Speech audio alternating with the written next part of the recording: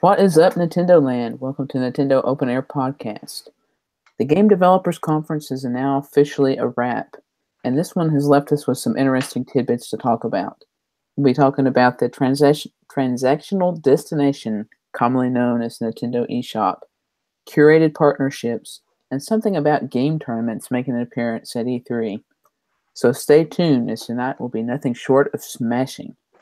Before we begin, let me introduce our roster for this evening. We've got Mo with us, and Z, as always, and Eric is with us tonight, and Max as well. And of course, I'm your host, Jason, so... Alright, tonight we're going to start with some news from the UK. So it's kind of an interesting study came out about gamer spending, and I think one reason we're going to talk about this is I think a lot of this translates pretty well to us. So... Now, I'm going to be using the term pound, which is about $1.42 in US terms, so I'll say that without the dollar term. It's not that much difference. So the average UK console gamer spending, £473 a year, and that's about $673 here. Does that surprise anyone? Sounds pretty high to me. Yeah, it sounds high to me too. But we're all cheap asses too. That's true. Except for Z, maybe. And I don't know. Eric has spent quite a bit. Badge Arcade, yeah. You kind of blow this number out of the water with Badge Arcade. Yeah, but I don't know. I'm trying to think, like, in the... do I have 10 games? Because that's like 10 games on Switch if you bought them at full retail. Yeah, that's true. Over the course of the last year. Not to mention we all bought a Switch last year as well. That's true. So it doesn't take a long time to get to that number if you consider that we bought the console as well. Yeah, 2 new consoles came out last year. I don't know, but not. Did we all buy 3DS games last year as well? I don't think I did. I know I bought Metroid. Not sure I did. A lot of us skipped, but yeah, it's easier when you spread it out over a year. But if you were to look at it at a lump sum, that's probably not too horrible, especially if you got people with multiple consoles buying for multiple consoles. That's true. And this is on everything. This is on like DLC and probably includes things like accessories and that type of deal. So it adds up quicker. And I'm sure if we all wrote down how much we spent on games a year, we would be horrified. Yeah, I wouldn't want to know. I don't want to know either. And then the little eShop transactions as well. It adds up fast.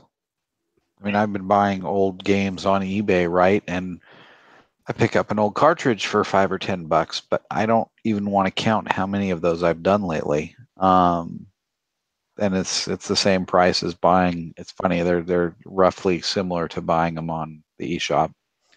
Well, on the eShops where you can get them. Yeah. It seems cheaper at the time. You're like, well, this is only $5, and then you buy 10 of them. Yeah, it adds up over and then you look back on it after a year, and it's like, wow, I spent a lot. What was wrong with me at the time? That's how they make the money. Yeah, that's why I kind of have slowed down. Like, I felt like on 3DS, I was buying crap left and right, and then so much of the stuff that I bought, I ended up not even really backlogging. Like, I would just be like, this game got really good reviews, I'll play it for a little while, and then I'm like, it's not really that great, and I just never go back to it. So I have a lot of those. Yeah, I put in a half hour, an hour to something, and it's like, But that's the nature of things when you get dollar Humble Bundles.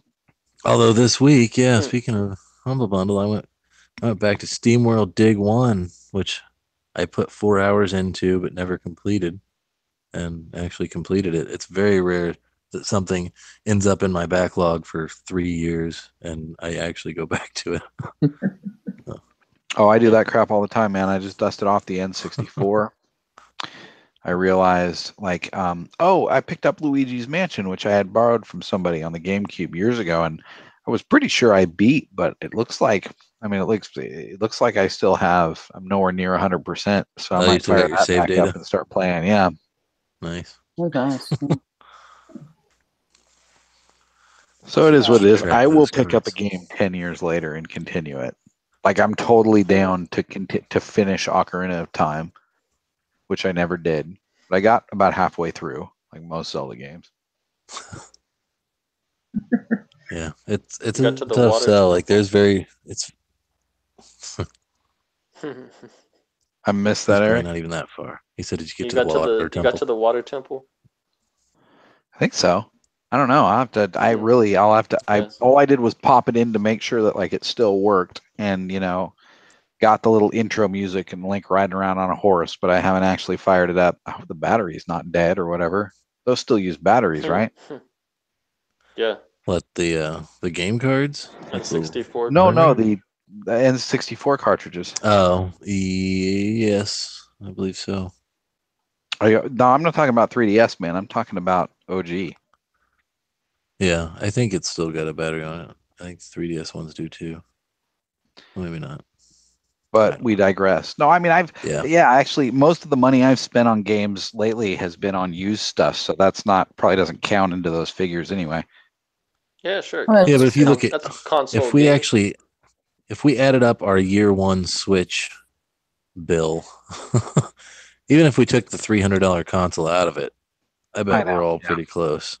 No, I I got just- to elite status or something with Best Buy this year because we also bought a dishwasher. But Yeah, it was a lot of that was Switch related purchases. they got all of us on Zelda, on Mario, on Splatoon 2. That's Yep. you know, Those are the only three really that 180 right there.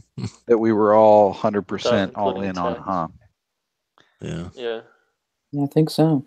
And Yeah. Z makes up the rest of it. Like whatever we don't hit on that average, Z makes up for the rest. That's another thing about He's got the everything. UK is I'm pretty sure they have a value added tax, so their stuff's more expensive too. Nintendo crap is the only thing I spend money on, and I always buy it cheap whenever possible. Yeah. Well, that's Everybody's something- got something. That kind of leads into one of the later points in this survey, which is kind of interesting. But kind of going back to the survey, they're talking. One of the next topics they talked about was typically the gamers spend half the price of a game on extra content. So they say that Xbox owners spend 40% more than the national average. Nintendo fans spend less than half, and that are Very willing cheap. to buy extra content. Yeah, that's right. We're dirt cheap. Nintendo fans on average spend £12 less per game than Xbox and £8 less than PlayStation owners. So, Which is amazing when you consider the Switch tax. that's right. Yeah. Yeah. Yeah. Well, Because- but you know what? That I don't know that that's in full swing yet, right? Because Well, it is. We just wait for it to go on sale. Remember, Yeah. 3DS games are $40, right? They're 2/3 the cost of a full console game, so that figures Yeah. into it. Yeah. And I think imagine- Nintendo gamers are more likely to wait for a sale, but also it's like it's such a smaller ecosystem. It feels like right now with Nintendo stuff that you keep track of games. Like on some of these other systems, there's so much stuff that you get lost, which we're starting to now a little bit on Switch with their Get eShop. lost But it's in like the sea of crap. yeah, but it's Yeah. like I think with Nintendo, it's like you know what game you want, and you just got to wait for that game to go on sale, which you know it eventually will. Or if you're in a drought at some point, then you're like, I haven't had a new game in a while. Oh yeah, that game I was going to buy and never did. Maybe it's bite the bullet and pick it up. Yeah. Or when Nintendo finally does lower the price, it's like, I'll finally buy this game now. Yeah. Can't ARMS just be $20 already? Yeah. Yeah. I don't know. It needs to be the first Nintendo Select, that and 1-2 Switch. It can't because you have to sell 1 million copies, right? I think they've sold that. I'm sure they've sold 1 million of each. Yeah, they suckered actually enough have. people. Yeah, they announced that stuff. I think 1 million's a pretty low bar for a Nintendo, a major Nintendo title. Everything sells 1 million on Switch. Yeah, Not Doom. It's gangbusters. Except I'm for sure. Doom. I would be surprised if Doom didn't sell 1 million on Switch at this point. It will eventually, but I don't think it's there yet. I forget what the Eventually. numbers were. There were some numbers out, and they weren't great. That's But, disappointing to hear. But again, it's an old port of, with some technical concessions. Like if it released side by side with the other consoles, I think it would have done as well as the other consoles. Yeah, the price thing is still something Switch needs to overcome. But, as we're talking about, Switch people are cheap too. So when something comes out like an LA Noir at a full price, even if you're mildly interested, you're like, I'll just wait until it goes down. Yeah, exactly. I don't want to play it that bad. I mean, the Nintendo first party stuff seems to be, for the most part, the only like must-have day one stuff. Sadly, because it's never going to go on sale. Yeah, and that helps too. That's really day one, because everything third party isn't. Yeah, that's the most genius thing about Nintendo's policy is like you can buy it with the assurance that it's not going to go down at least for 4 or 5 years in price. So you might as well just pick it up. It's like, I'm going to buy it eventually. I might as well just buy it now because there's never going to be a break on the price.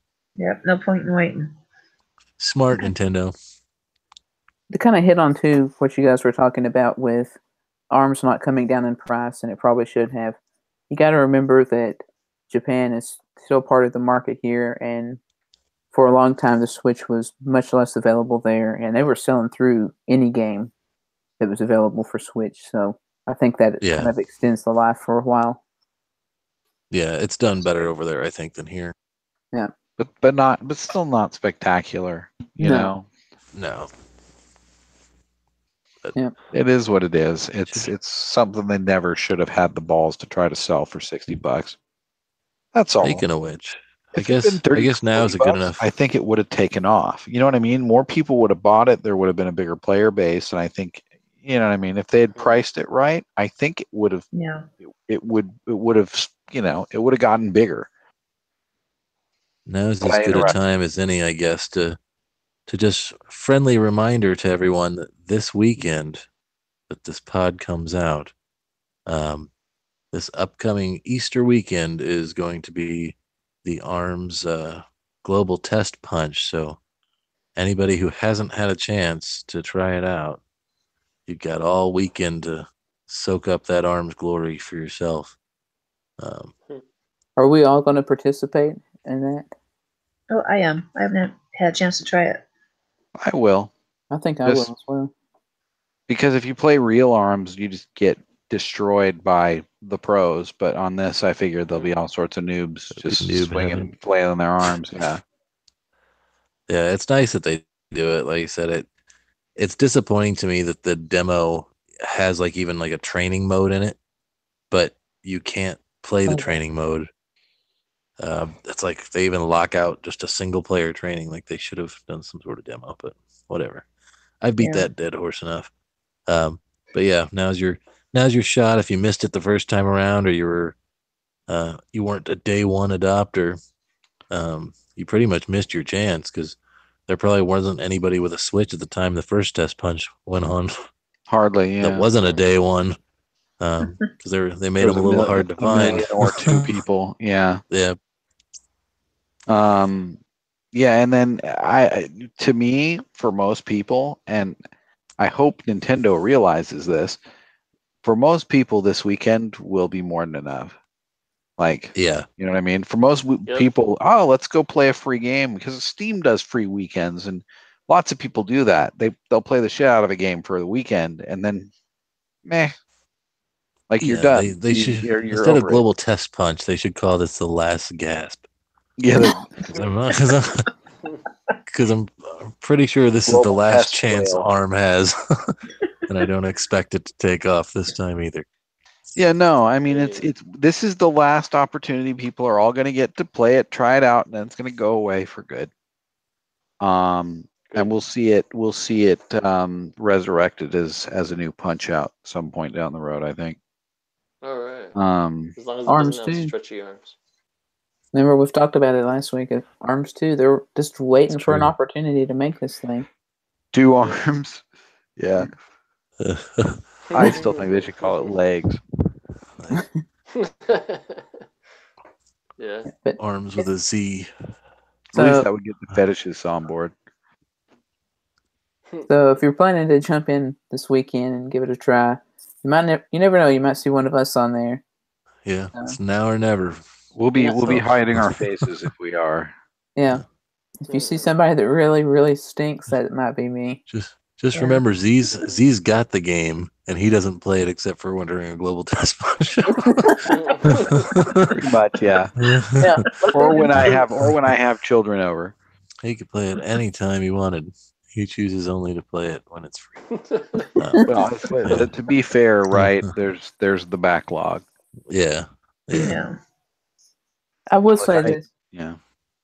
Thinking back on the original test punches, and I'm sure it'll be a little different now because there will be people like Z who have played it hopping on, but my suggestion is to start it when it first starts, especially the earlier ones. Go ahead and jump in and try it because that's when all the noobs will be playing and you might have a shot at winning. And the longer it goes, the harder it gets to win. So Yeah, as people start figuring out how to actually punch. yeah. Go on with a friend. You could do Or that in the block. test punch, right? Can't you do that with Yeah, two I people? think so. Pretty sure you can. Possibly. Get somebody else to go on with you. It will be a far more enjoyable experience if you're both getting your ass beat together. Yeah.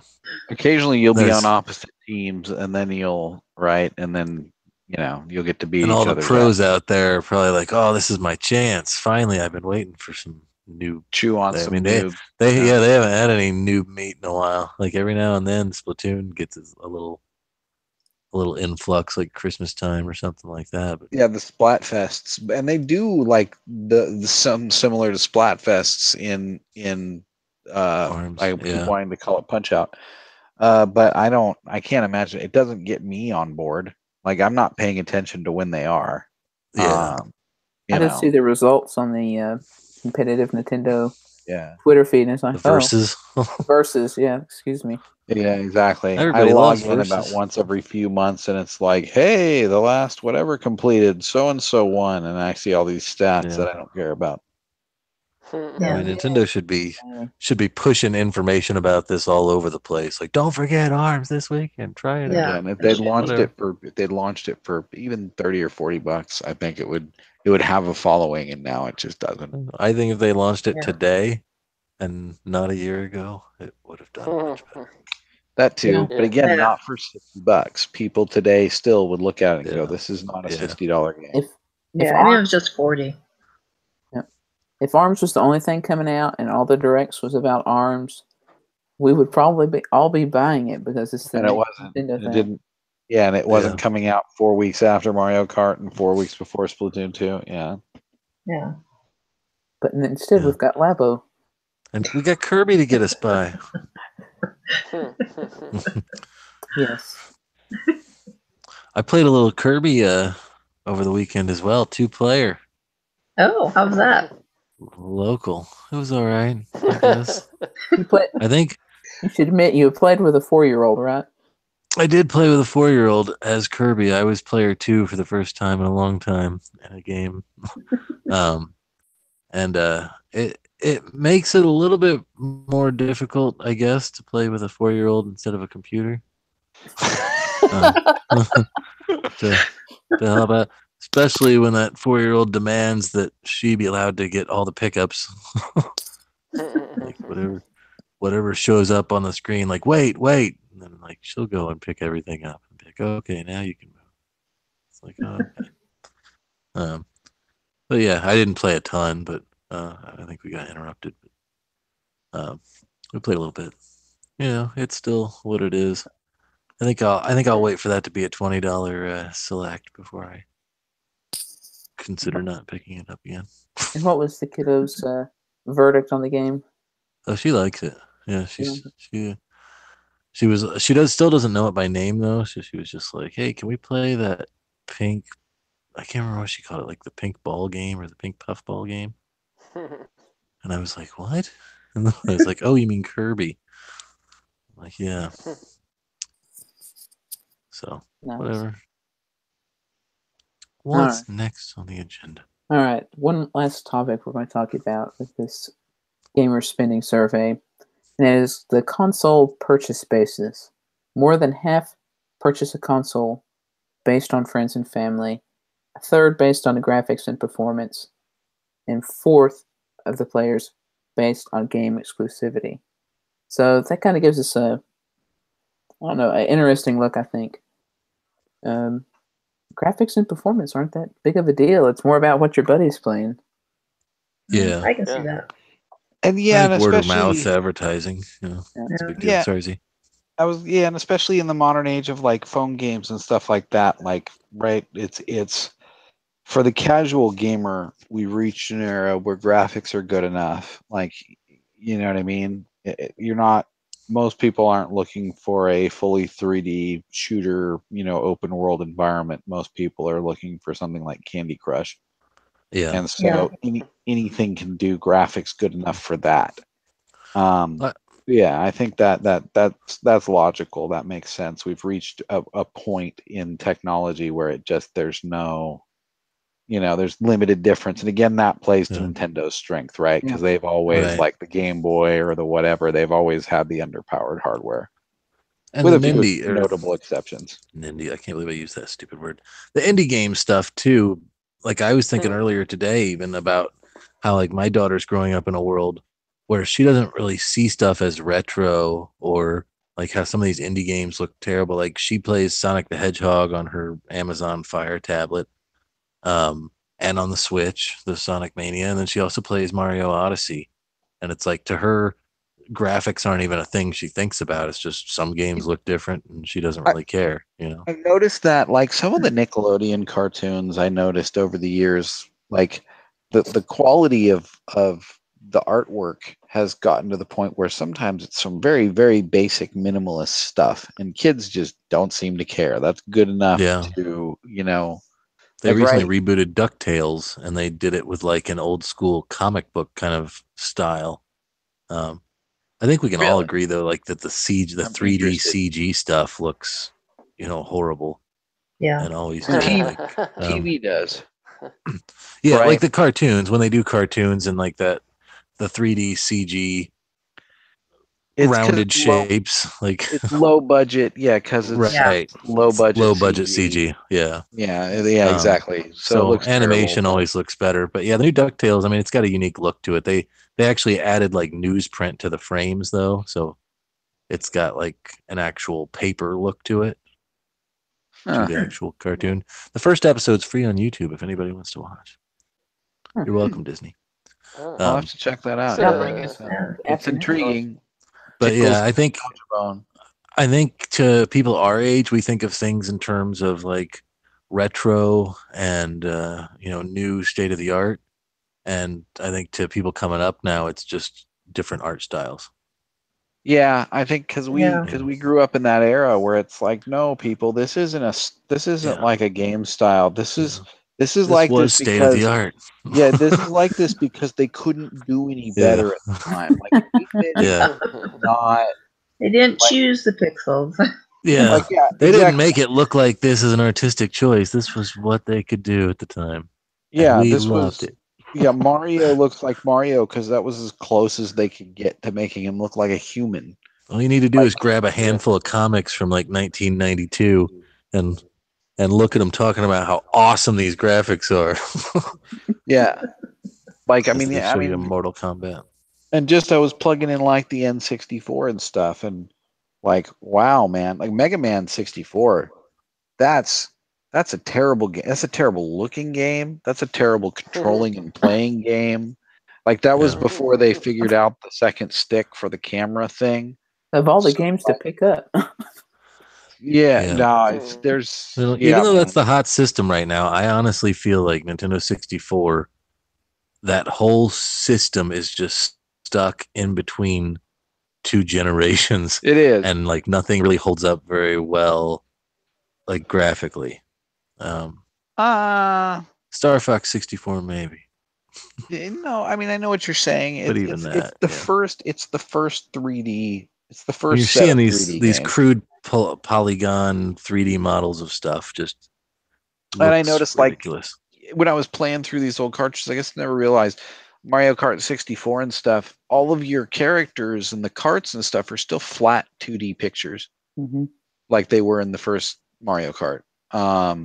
They're pre-rendered 3D models like they were in Donkey Kong Country, but they're not actual 3D models.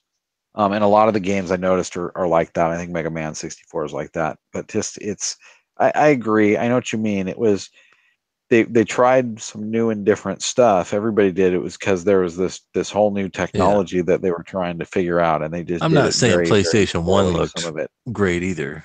No. Like, it was very much the same. But to get back on point, I think everybody, if your friends all have a certain console, especially if there's games that you want to play, like a lot of people play the Call of Duties and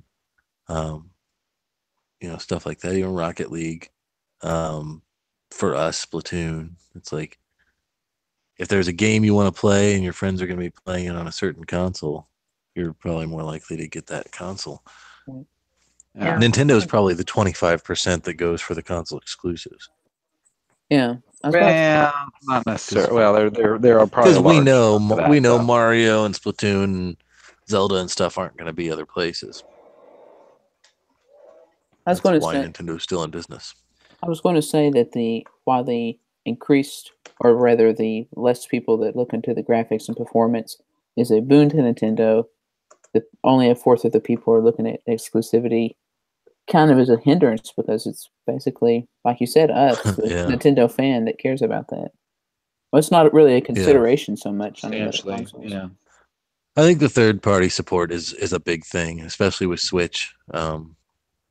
What he said is, if you're a lapsed gamer who skipped the last generation, well, you can get all those last generation games this time around on Switch and on the go, and you get the new Nintendo stuff as a extra little prize. The new old Nintendo stuff. Yeah, I will say I've got a lot more friends. I mean, I definitely have a lot more friends with Switch than I had with Wii U. Oh yeah, that's like everybody had the Wii, everybody skipped Wii U, and I'm really surprised. Like I've had friends who I never would have expected to get a Switch that picked up a Switch. See, I'm waiting for those. I keep waiting to hear that I keep waiting to be surprised by somebody who got a Switch, and it seems like it's just the same old people who got Wii U's in my friend circle anyway. Yeah. I was probably the only one in my friend circle that had a Wii U, but I mean I've probably got about 4 friends now in the really real world that bought Switches that didn't have a Wii U. Or had one and never played it. So, I have nieces and nephews I hear pestering their parents for them. Yeah. Yeah, my nephews got to play it for the first time. I'm sure they're going to want one now too. Although they also just got Smash Brothers for Wii U for Christmas. And of course, Fortnite just came out on phones and has become a national scourge of high schools and junior high schools, apparently. Yeah, I've been getting a lot of ads on my YouTube feed for PUBG Mobile, which apparently, from what I understand, is crossplay. That's what I had heard, yeah. So they just got a ton of noobs that are trying to use motion controls. They're probably just getting chewed up left and right. Eventually, these mobile versions are going to make their way to Switch. Yeah, see, that irks me. I wish the Switch really does kind of sit in that same position as the 3DS, where it's halfway between a real console and a phone. I mean, at least it seems like that's the way developers are looking at it, and I guess maybe because due to the lack of power or whatever. I wish there was a little disclaimer they had to put on these games that would say mobile. Rated M for mobile. I wish there was just something. I mean, some of them it's very obvious, but to me it is a lower class of game. I agree. And it does really bother me that so much of the stuff comes out on the Switch. Like maybe stuff like that was coming to Wii U too, and I never noticed it, but it's just like right, sometimes the PC gets shitty ports of console games, and sometimes consoles get shitty ports of PC games. I guess that's just the Switch's niche, as we get shitty ports of phone games. There were some. I mean, like I think Ollie Ollie, which was one of those Humble Bundle ones. I think that was a mobile game. Oh, was that Simple originally? skateboarding Okay. game? I think so. Admittedly, I wasted a few hours with Ollie Ollie. I kind of like that one. Yeah, it's not horrible, but I mean, I think there's been some here and there, but yeah, it's. I feel like I don't really want a mobile experience on Switch. So you're On a saying mobile phone. when the eShop finally gets categories right beneath the arcade archive, Yeah, mobile ports. mobile ports. Games on sale. Blah blah blah. Recommended for you. Mobile ports. Well, Yeah. you know what? and because since I haven't brought it up in a while, that I will say, like having a phone that can do mobile VR, which like a few generations of phones have been able to do that now. It's been it's been around a few years, so it's like I understand that when I think of a mobile game, similarly, I think of Candy Crush. I think of something that's a simple single tap type thing. But there are like in the VR stuff, there's legitimate full on. There's like a space MMO. That's a full 3D space shooter that makes me want to throw up because it's all VR stuff. But it's right there is legitimate stuff like that on mobile devices. I wouldn't Deep like some games of this. like Animal Crossing, Pocket Camp. Yeah, no, that's terrible. But that's the thing is Nintendo's own particular steps into mobile have been these half-assed. For the most part. I haven't played Fire Emblem, so I can't speak to it. But everything I have played of theirs has been kind of this half-assed entry, which again, like a lot of things Nintendo does, they put something out there and you think, well, this has got some potential, and then they just leave it to die. Like Well, they it boggles don't my mind, expand on it. like that mobile is good enough to put on Nintendo consoles, except for not Nintendo's mobile games. Like, Yeah. they're not putting Pocket Camp or Miitomo on. So I think Miitomo would do okay on Switch. Remember when Pokemon Go came out, there was rumors left and right and all sorts of speculation that would be playable on the Switch. Yeah. Well, the Switch doesn't have GPS, doesn't have any Camera. Camera, doesn't have anything that that thing uses for its gimmicks. And it also, in hindsight, who would have want to play that on their Switch anyway? Yeah. But that's what scares me. Sorry, is whoever Jason. steals the idea of the Switch next is going to put out a system that's going to have its own like 4G, and it's going to be a wrap. But who's going to do it? Sony has chased that white whale forever Mhm. and has never caught it. And I just don't see maybe. But Nvidia is making. I mean, Nvidia probably has a non-compete agreement or something because they've got so many of their guts in the Switch in the first place. Yeah. And it's lucrative for them. You know what I mean? Nvidia is making boatloads of money off of Nintendo right now. They're selling more chips than they ever did. Yeah. So you know what I mean? I couldn't see Nvidia screwing that up. So I don't know, man. I think Sony and Microsoft might just give it to Nintendo. I think Nintendo is going to be competing with phones, tablets, and like the cheapo clone handheld consoles and their own 3DS. I think that's their crowded field right now, and I don't think there's really there's no room for another Vita, whatever the hell you call it. Velveeta. Another Sony Velveeta. You know what I always say? The Velveeta has been up and down on Amazon. It's been as cheap as $100 for like a refurb or I think even a new. And now it's going back up again. And because I've picked up a bunch of cheap PlayStation games on my PS3 over the years, and anything that's a PS1 or PS2 game you can play on it. And then there's a bunch of other stuff that you just get a free extra copy for your Vita when you download it. So I got like 30 or 40 games that I could immediately download on the thing were I to get it. But I don't know. If you pay for the PS Plus or whatever. No, I don't. Well, that's the thing is I already have the games. Like I got them as part of a Humble Bundle, or I got, you know what I mean, various deals that I've gotten over the years. So like I've already got the download for it. I don't even need to sign up for PS Plus for it. But we're off on a total tangent. Yeah. Yeah. Well, before we move on from the UK Gamer Survey, I do want to mention that this was done by a website called My Voucher Codes. So if you want to look it up, and there was a couple other topics that we did not bring up that you want to see the hard numbers maybe and look through it yourself, feel free to. So, something else that just recently was announced was the 2018 World Video Game Hall of Fame finalists. And we do have one Nintendo franchise making an appearance, and that, of course, is Metroid. So, Metroidvania is its own genre. Yeah. yeah. I mean, and as Mo has pointed out, the Vania part of that, Castlevania wasn't even a Metroidvania until like what, the third one? Symphony of the Night, yeah. No, Oh, I mean that late, huh?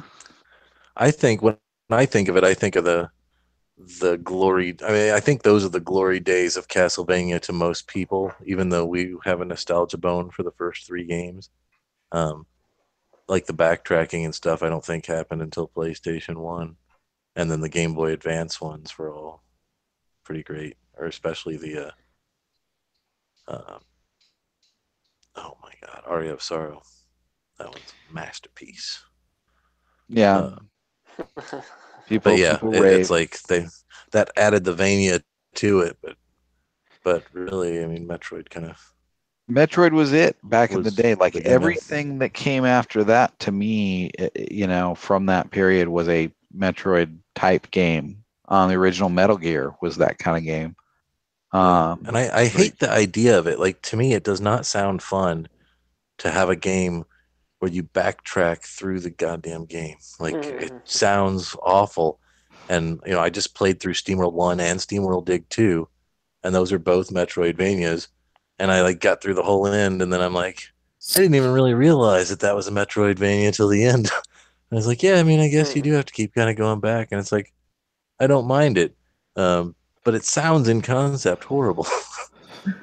You backtrack. I mean, you liked the new Metroid. You liked. I do. Yeah, I do. I just never think about that aspect as a feature of the game. Like, I remember it's something that happens in the game, but you don't think of it while you're playing. You don't be like, oh, now I got to backtrack through this area. Because that's good game design. That's good game design if it's not boring to backtrack.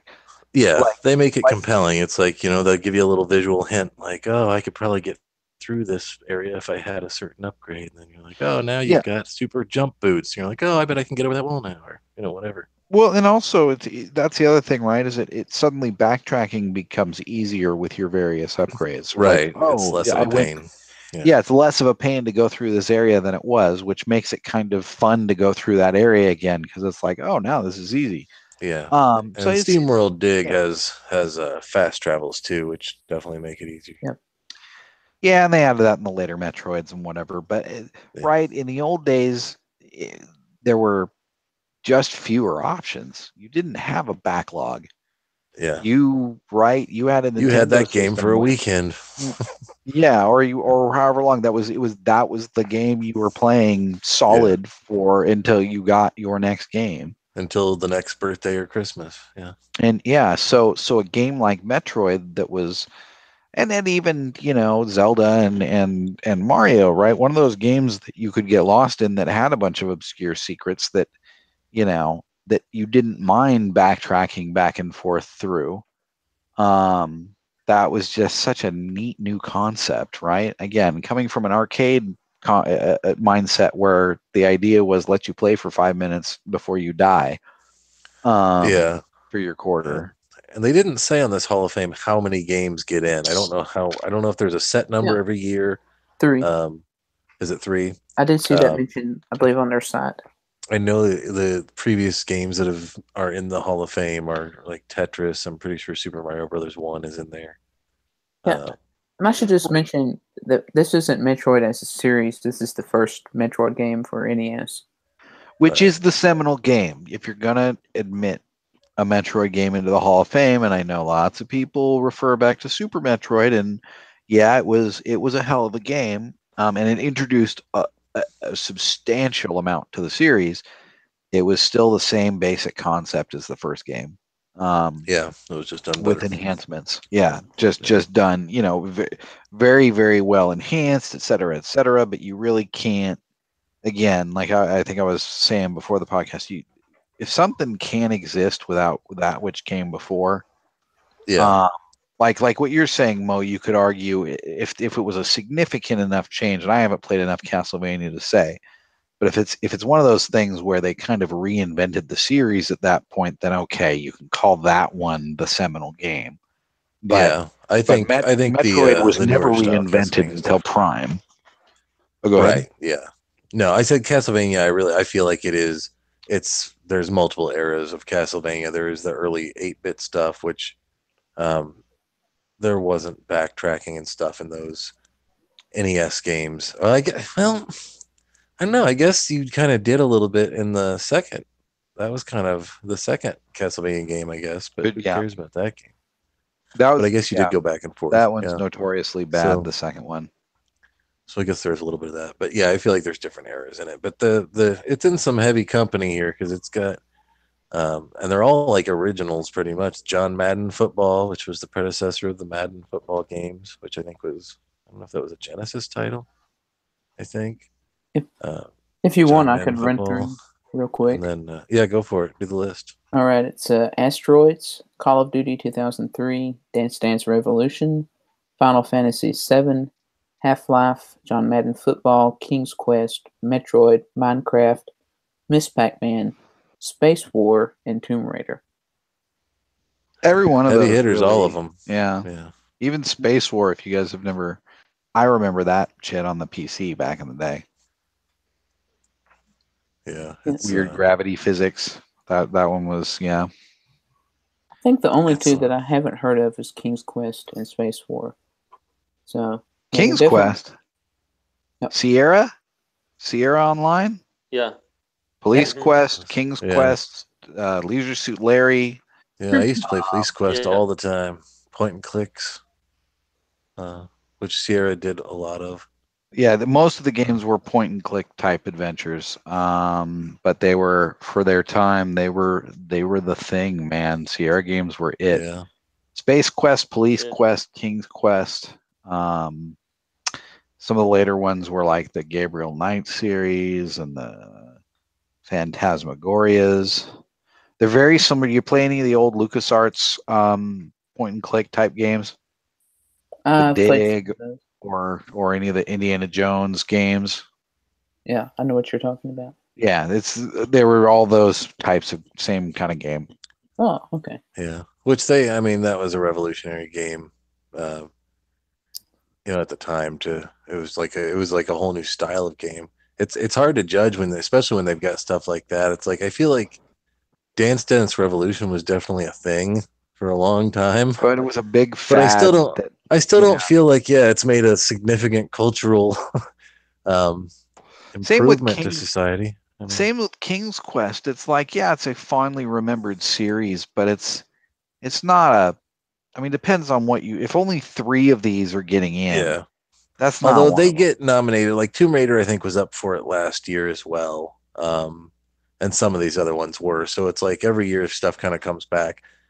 Pac-Man is already in there. So I feel like Ms. Pac-Man, it's great. Yeah, we talked about that. It's again one that couldn't exist without its predecessor. Therefore, there are some neat advancements, but there's fewer advancements in Ms. Pac-Man over Pac-Man than there would be in just about any other sequel I can think of. Yeah. So I've got a real soft spot for Metroid, but it is in some pretty tough company there. I'm pulling for Metroid hard. That to me, as I grew up on an Intellivision, I played some of those terrible Intellivision games back in the day. I looked at the Atari and thought, that's crap. I have my Intellivision, which is way better. No, it's not. But then, I've played the entire history of home console games, and to me, Metroid is seminal enough, not just because I like it, but again, I can't. How many friggin' times have I seen the word Metroidvania in my life? And again, Metroid is first in that name, not just because it flows better that way, because it really is first. Yeah. I think just the concept that it delivered into gaming to me. I know you always go to bat for Metroid, and Metroid 1, as far as I'm concerned, is near garbage these days to try to play. But No. even though I love I'm Mr. Metroid, I love it. But yeah, that just the concept of how that is, it spawned a genre, which a lot of these, like I said, did. Like I feel like Minecraft was really original and really its own thing. Yeah, I mean, one of the neat things about They're all huge Metroid games. that still doesn't quite work the same way as it did in the first game was the fact that like you could skip some of your upgrades. You could just, it'd be completely like one of them, like the Various suit was not in an obvious place at all. Like the Various suit was like you had nothing was because you didn't have a map. Well, fair enough, but I mean, you know what I mean? Like you had to know it was a weird trick to get to the Various suit. Like it was way off the beaten path. It was almost like a hack to have to get into this other area to get the Various suit. It was not easy to do. And there was whole sections of the game that you could skip, or you could go straight to the boss with just the ice beam or whatever. But there were certain people would argue about the best ways to kill different bosses. Oh, missiles, or the wave beam, or freeze this and stand on it. Like there was a lot of weird, just for a simple 2D shooter. You know what I mean? It spawned a lot of that just because they built this big complex world, and it was kind of like an early sandbox. There was a lot of things that people could figure out about it that weren't necessarily intended. And when I compare that to even like John Madden football, like to me, like that's the best football game, at the time, but I don't know if that necessarily puts it spawned a very successful franchise. But that's how you know that if one game is about how much they sold or how important. I think it helped that they had the right licenses. Well, that's what I mean. If you could buy an NFL game that has the actual teams and the actual players at the same time, that was rare back in those days. Yeah, but how is that seminal other than somebody? Yeah, it spawned a series. It eventually became, but what the definitive. But it's just improving on something that was, But again, what does that have to do with gameplay? What does that have to do with anything? Yeah, there marketing, really. Tech Mobile had play calling and stuff like that, and that came before it. So as far as like innovators, exactly. Tech Mobile and RBI Baseball and whatever. These are the games that we played the shit out of that existed before full live yearly rosters were a thing. Yeah, you know what I mean. Like we didn't care if it had the real players or not, or at least I didn't. I did. That's why I went with RBI. It had the MLBPA license. That's right. Which was the Players Association. So it couldn't actually have the team names, just the city names, but it had the actual full rosters of the real players. That's right. So it was hot. But that was a big deal to certain people. But that was kind of when I left sports games. Like I was way like on my Intellivision, I had tons of sports games. On my NES, I had a fair amount, and it's like because I've been digging through my old collection, and when I look through my collection, it's like a gradual dropping off of sports games over the years, because like they became like an esoteric extension for sports nuts to me. You know what I mean? Like if you're into basketball, you'll buy the basketball game because you're into basketball and you're following all these players and whatever. And what the game really is at that point doesn't really matter. You're just buying it because you're into basketball or whatever. You know what I mean? Mm-hmm. And so that's what, like Wii Sports to me, great. I want just a fun, generic baseball or whatever. I don't want, you know what I mean? Like, they probably make a Brunswick bowling game that's like has a full pro roster of pro bowlers. Who gives a shit? They did on Super NES anyway. Yeah, that's my right. Like who cares? I just want. Anybody else have any opinions on the Hall of Fame? Is there anything you're pulling for? I'm pulling for Metroid. I'm really not a Metroid fan, but it's a Nintendo Do franchise. consoles make it in there, or I don't think so. I think they just do, and I think it's Video just the games. actual games. And it's hard for me to like as far as Asteroids, like that was obviously a huge game but at the time, and it definitely will get in eventually. it defined a Um, generation, but what has it spawned? Like what Yeah, kind of games? it's almost an early bullet hell. Okay, that is what it is. Actually, that's exactly what it is. You know, It's arguably the first bullet hell game. And kind of it's also Cool. one of those kind of 360 defense games, like Astro? a Robotron or something like that. Yeah, Yeah. where it's like you can I'm spin glad that 360 and Kirby you got to didn't make the watch. list. Why every- I wish paddles Yeah. were like a thing. I wish that was a type of controller that was still a The thing. Arkanoid controller.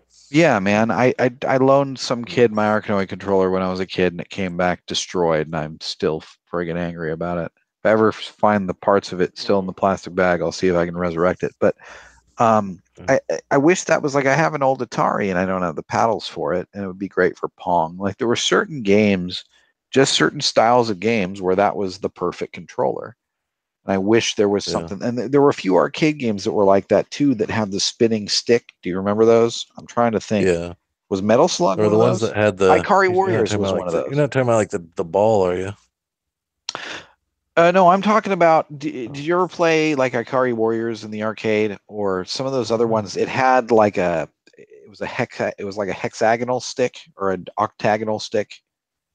I think it was it was an octagon. It was a weird shape, but you could twist it, and so your character could turn 45 degree increments while you were shooting. Yeah, You know what I'm talking about? Those that does sound familiar. sticks. Yeah, now that you mention it, it's been a long time. That's never been. I mean that's another thing I miss about Controllers arcades. have come a long way. Well, sure, but that's another thing I miss about arcades is that occasionally part of a game's gimmick would be some Its funky, control weird style. piece of hardware. Yeah. That's why you love Nintendo. And that's, you know what? That's true. That was something that always drew me to a game as a kid, was if it had some unique, something other than a stick and two buttons. We all love the guns, the race cars, the pilot sticks, the hang on with the actual motorcycle. Yeah, with the motorcycle that you lean on. Yeah. Those are always more fun. Those would be way expensive to do in your house, though. I know, but and that's the thing, is that's why things like Dave and Buster's still exist. But I don't know. I long for that era. But you're right. Nintendo's what gives that to me to some degree. The weird cardboard shit, the various motion control options. Wiimote, yeah. All right. Yeah. So if you wasn't do have for DDR, you wouldn't have Just Dance. Sorry. That's right.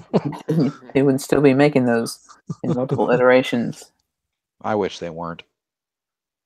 But if you do have strong feelings about these titles, and there is one you want to root for, you can cast a fan ballot.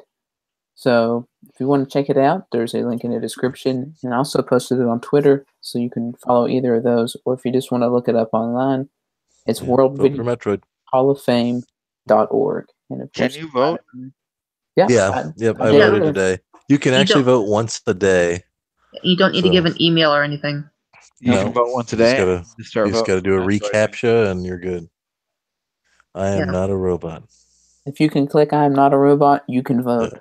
Yep. Unless you are a robot, then you shouldn't be telling lies. Yeah. That's true. If you're a robot, vote for Metroid. Yeah, if you're a robot worth its salt, you'll be able to click that reCAPTCHA. And it's like, can a robot really not figure out how to click that box? Yeah, I've never understood. Yeah. Who is this keeping out? Yeah, no. So, another topic that Mo has suggested is our personal Hall of Fame. Is there any titles out there that have just stand out, that have changed your life, have been a benchmark in your gaming history, that you think needs to be in your own gaming Hall of Fame? And I was just wondering if anybody had just a short 3 games or something like that you can think of that really stood out in your life. Like this is a game that changed who I was as a gamer. Here's the first game that really, really changed who I was as a gamer. Atari Pac-Man. Yeah, see, Max is That's horrible. Mo knows. That's Oh. right. That was the first time I looked at something and said, "Good God, what people will Yeah. consider a game and still play and pay money for is." I've got a disappointing That's a picture really in one of low my bar. photo albums at my mom's house of the Christmas that we unwrapped Pac-Man, and we're playing it on the TV. Yeah, That's sad. And is your face? but did but did is you your play face that and just enjoy it? sullen and Yeah. I think we were still okay with it, but I remember thinking like, this doesn't look like Pac-Man.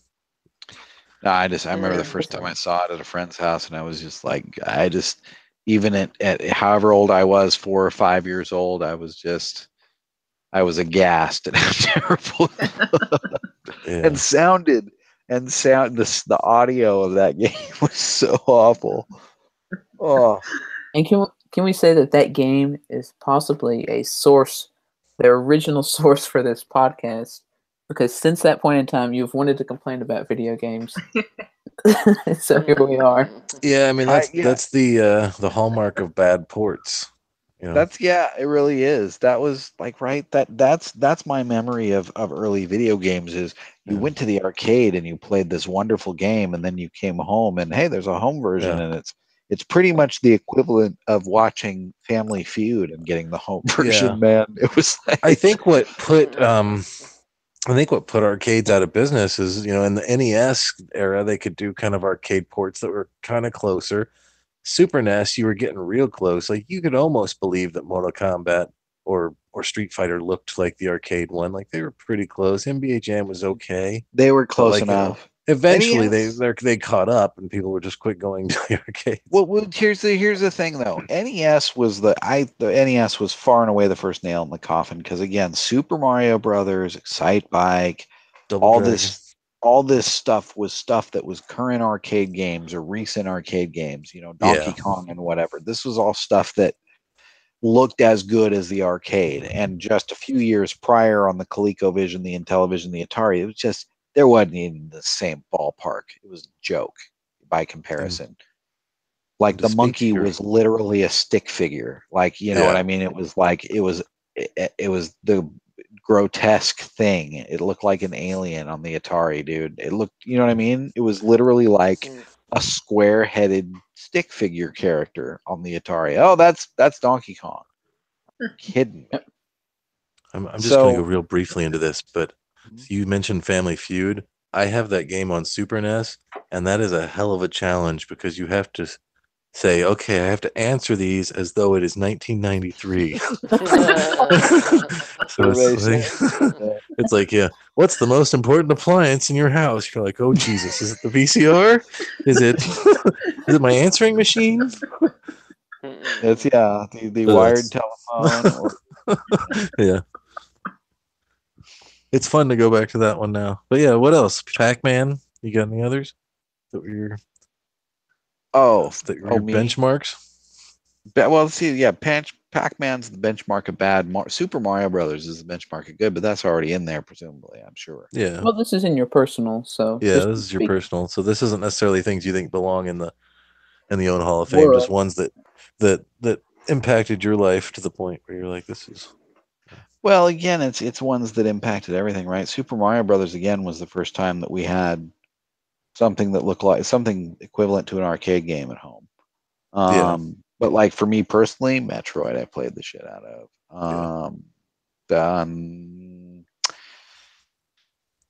I don't know. I can't think of any others. You guys go. Yeah, I don't know. I mean, I think Star Wars Arcade or Showbiz Pizza had a sit-down Star Wars arcade game, and that was the first game that spoke to me through the cabinet and said, "You must come play me."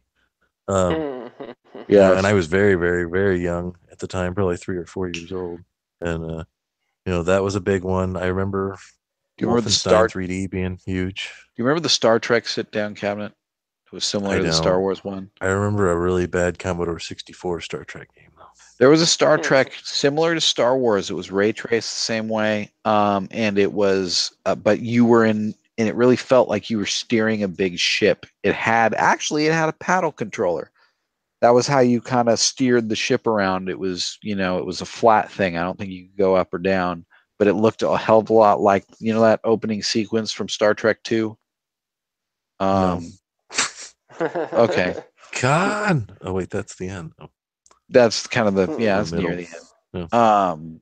But that's the belly of the whale scene. But the opening scene where they're doing all the simulator stuff, that's basically what this game looked like. But anyway, that was another one that was a very good arcade one. I only ever saw it like one place, but it's very similar to the Star Trek. But you were saying, what was your second Oh, one? I said that Wolfenstein 3D was huge for me. That's when I, had a state of the art 386 and would play those great Apogee and ID games. We used to play that in black and white on the computers in the computer lab in high school and get in trouble for it. And then I think Super Mario World was another one that's probably around that same time where I was just like, I just want to play this game all the time. Like back when you could pack in a game and it would actually be good. You actually wanted to play it?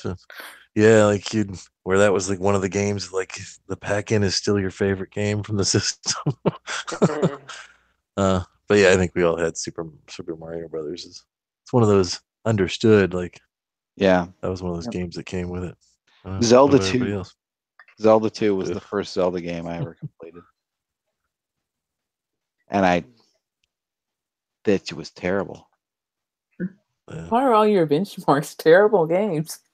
This was that's true. Game. Those are. I guess I never just played anything good. I'm just an angry guy. Yeah, most of my stuff is negative. Donkey Kong 64, dude. That's an underrated classic. I think a lot of people didn't really care for that one, or at least I've heard that. DK Rap. Oh man! Oh, I forgot about the DK Rap. Yeah, don't put that in my head. Yeah. That was awful. Jason. But no, the game itself was fabulous. Yeah, Jason and Max Splatoon. Are going to have the most interesting one. Eric, I don't care about yours. Eric, why don't you go next? Eric's is Badge Arcade. Yeah, Eric's is going to be Badge Arcade and Metopia. Sorry, go ahead, Jason. Eric, go ahead, man. Tell us. Actually, right. Since mine are Super Mario Kart and Ken Griffey Jr.'s Major League Baseball. Oh, Super NES? My friend, for Super NES. My friend and I used to play it like all night, like a bunch of times. We never got tired of it either. Like it would just. I think you've talked about Ken Griffey before. Yeah, I have. What game have you put the most money into in your life, you think, though? Let's change it to I would say Counter-Strike 1.6 because you really pay for that by the hour. Yeah. Oh wow. Wow, it's like phone sex, huh? It's like what? How much did you pay per hour? I gotta think. How much was it an hour? Was it? I can't even remember now. I think. When was this? What year was that? This was like from. Okay. 2000 to like 2002, I think. 2000.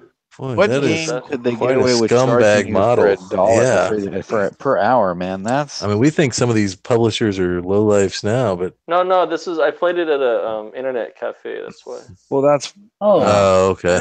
There you go. Yeah. Back when that was a thing. Yeah. Before everywhere had Wi-Fi. Yeah. I see. Wow. So you weren't actually paying for the game. You were paying to play the game. You were paying to the cafe to play. Yeah. Wow. But you're still putting out money to play it. So. Yeah. Yeah.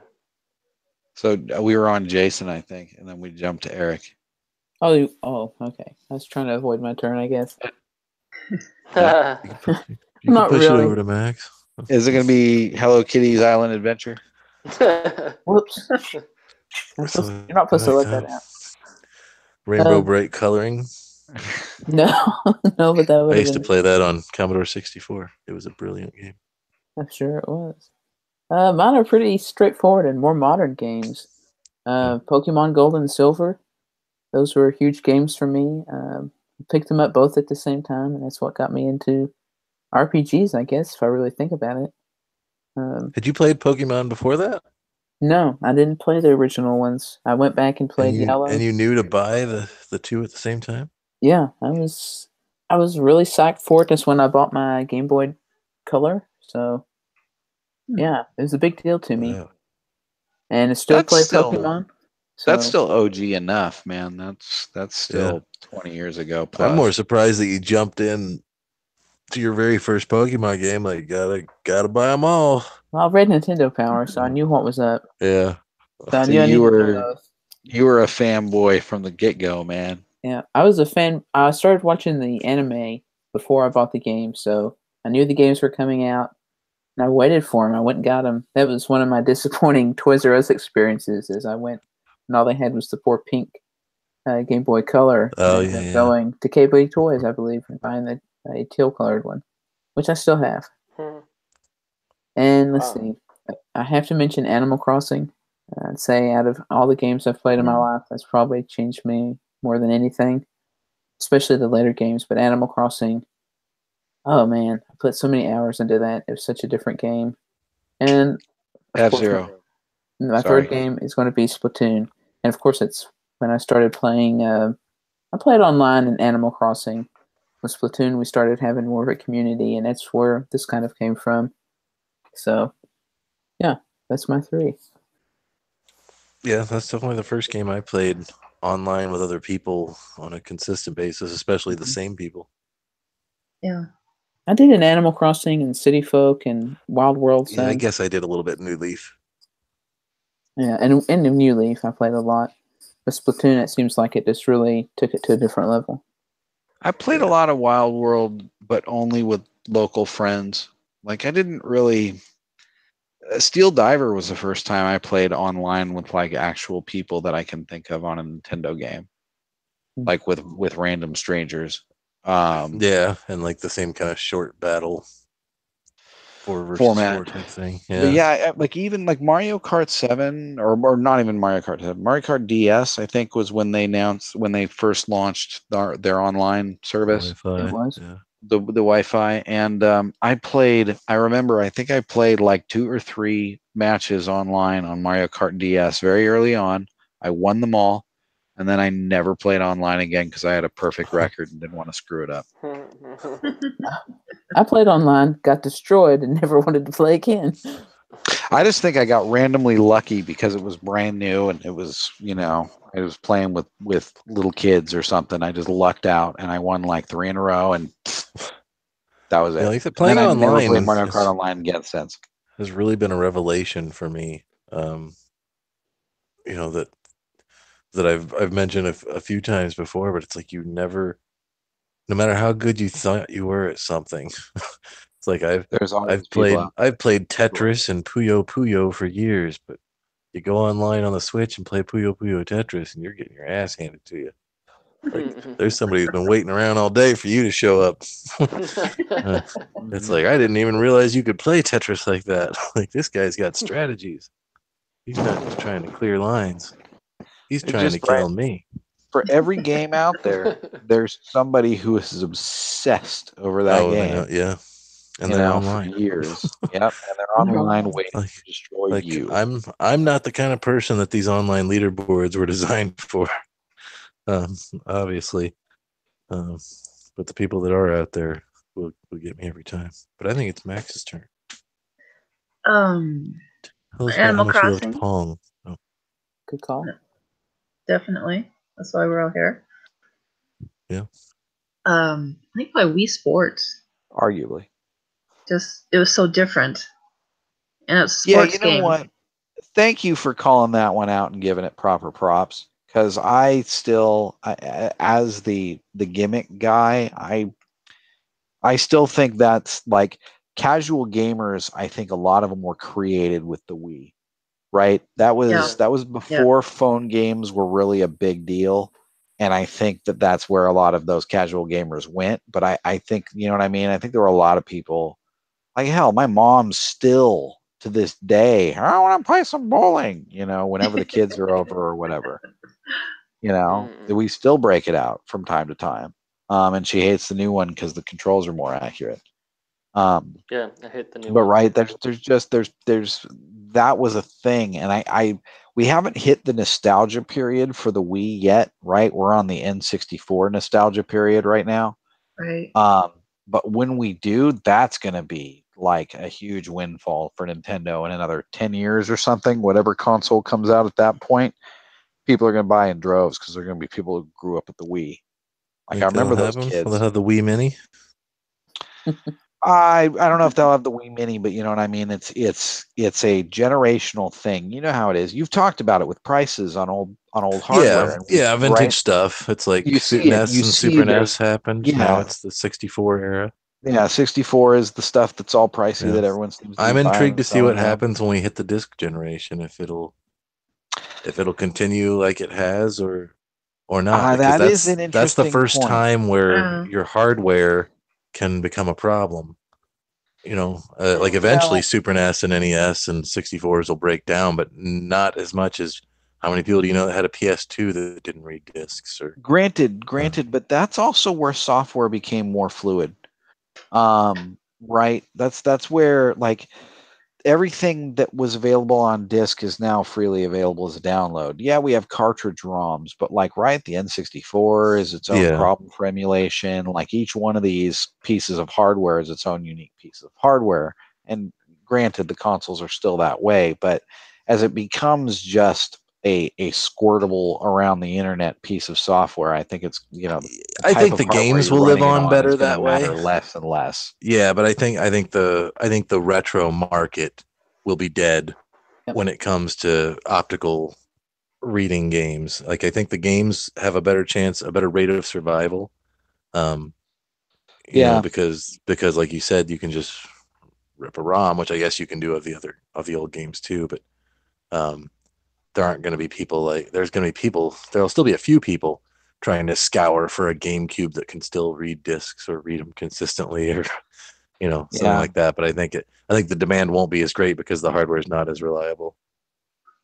Yeah, I mean it'll be for the vintage titles. But then again, that also turns them into more collector's items, getting a working one, and it builds up an industry of refurbishment theoretically. But that's a whole other topic. And I threw out F-Zero when I was interrupting Jason in the middle there. But yeah, man, F-Zero is something that deserves. Was there another game like F-Zero before F-Zero came out? And the original F-Zero sucked. It would have to be F-Zero X. Yeah, F-Zero X was a revelation to me on 64. That's the one I put the most time into. I mean, it's a racer. There's, I remember playing, was it Top Gear on Super NES? That's the first racer I remember that had completely unimaginable, like, you know what I mean? Like it had completely impossible tracks, right? Yeah. That played with like gravity or magnetism or whatever it was and did something. Well, then again, there was Stun Runner in the arcade before that. Yeah, but no, F-Zero was just the illusion of speed and that was just a very well awesome produced game. Yeah, very well produced. But I still feel like if that was in a Hall of Fame discussion, like it deserves a seat at the table. But it didn't really reinvent the genre. It's a great game. Yeah, it's a notable also ran. I know what you mean. But we have all interrupted Max in her. Sorry, Max. Sorry. That's okay. Let's see. Mario Kart. Trying to get, how many was it? 10 or 12 people together at one time to play a race. Remember that? That was what? Good memory. Yeah. Our Mario Kart? I think it was on the Wii. Mm-hmm. We managed to get with me then. That was before me. No, we managed to get a full roster of people. 12.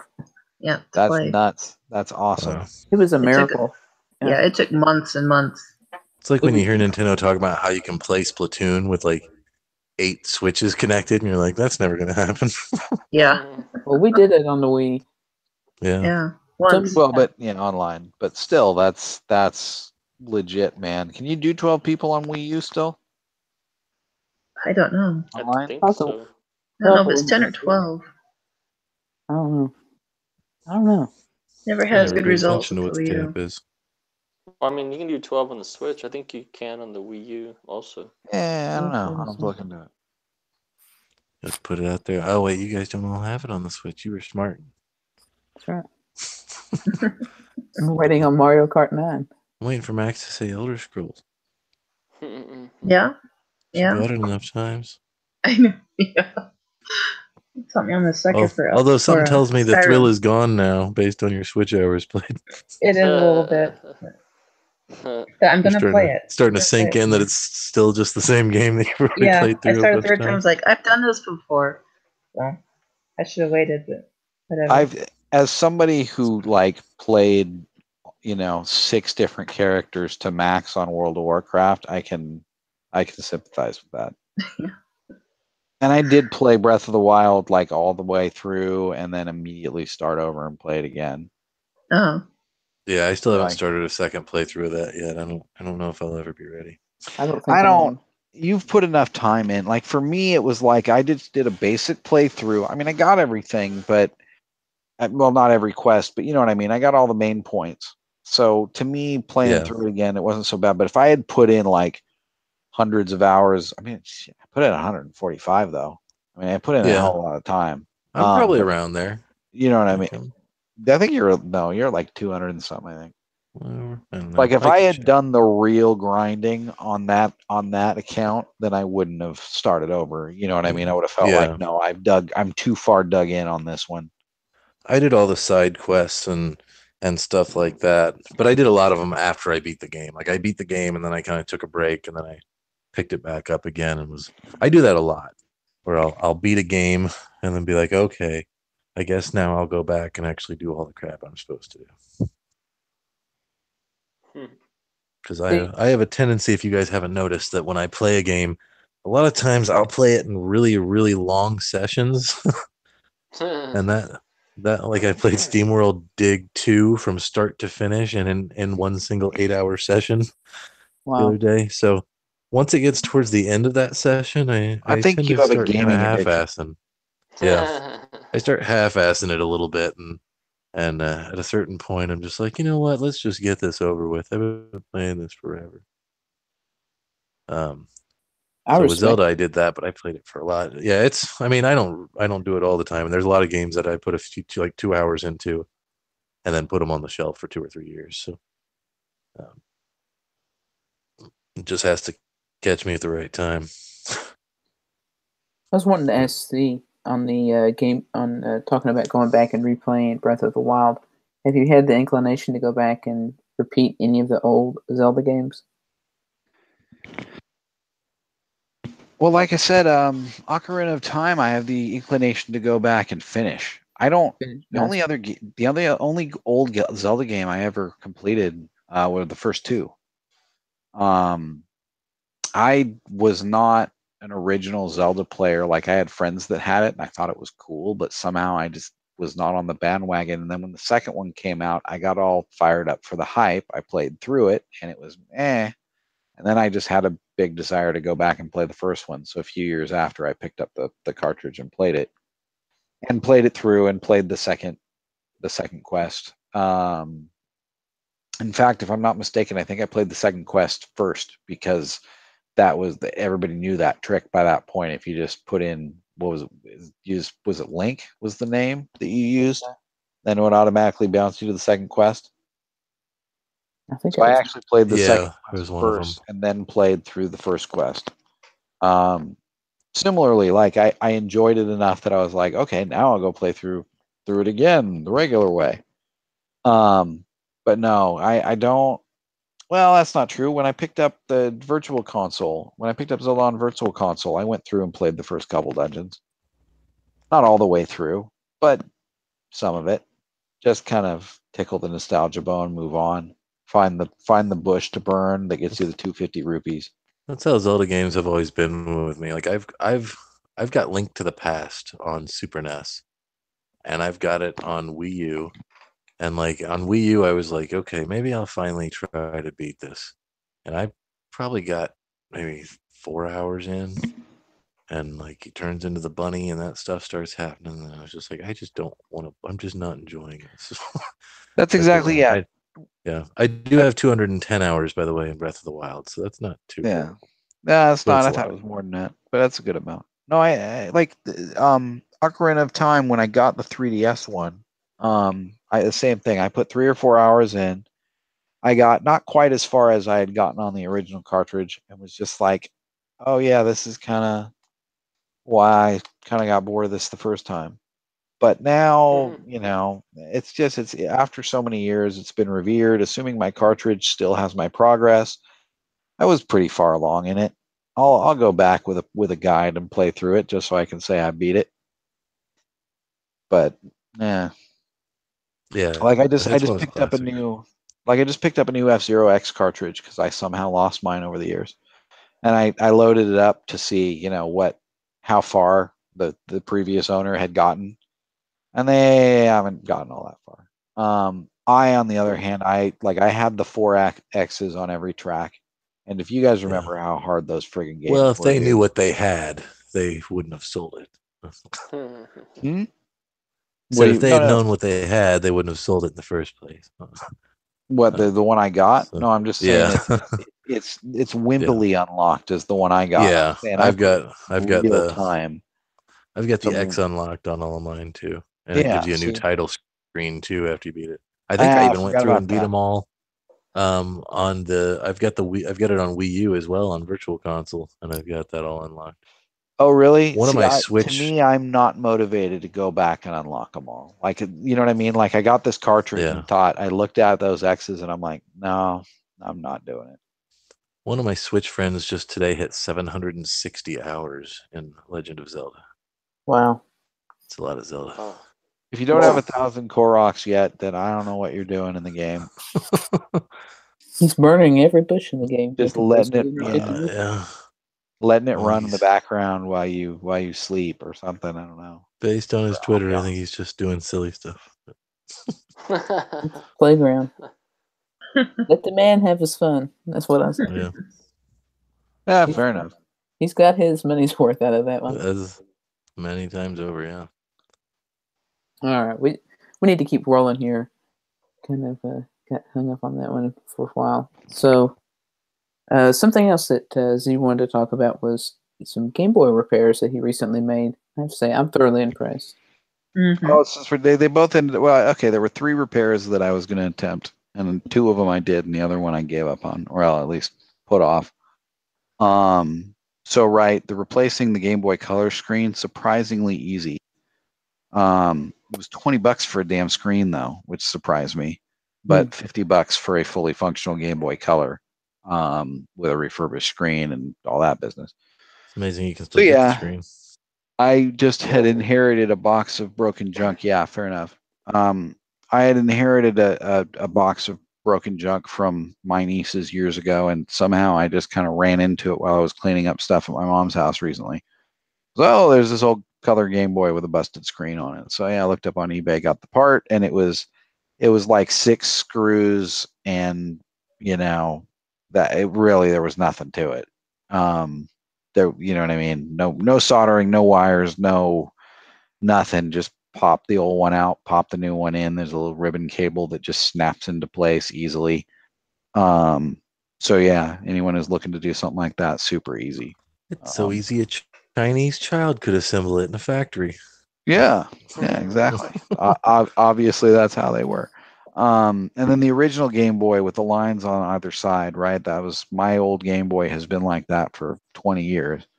And I finally just randomly came across that little trick on the internet about the using a soldering iron just to kind of warm up the wires that are connecting the ribbon cable on the bottom of the Game Boy screen. You just warm up the wires along the edges where the lines are missing, and it kind of recoagulates the metal inside the wires and makes it reconnect. And so everything, I have a. Is it just like a burned out row of pixels on each side? Yeah, it's top to bottom, a vertical burned out row of pixels, effectively. Huh. And what it is just over the years, it's this very thin wiring that apparently contracts over time. And so the connections eventually break. Yeah, they shrink just enough that the edges break. So you just go run it over with, you don't even you're not soldering anything. You're just warming up the wire with the soldering iron to the point that suddenly the line expands reappears. back. Yeah. Yeah, and then once you're done, it's good. It's like it doesn't seem to shrink again. Although I'll check it again in 20 years and see. But yeah, that was also getting the whole Game Boy apart. It's funny. You pull out a Game Boy Color. It's just a little one-piece simple motherboard with a screen attached to it. It's very, very simple construction, very easy to take apart and mess with.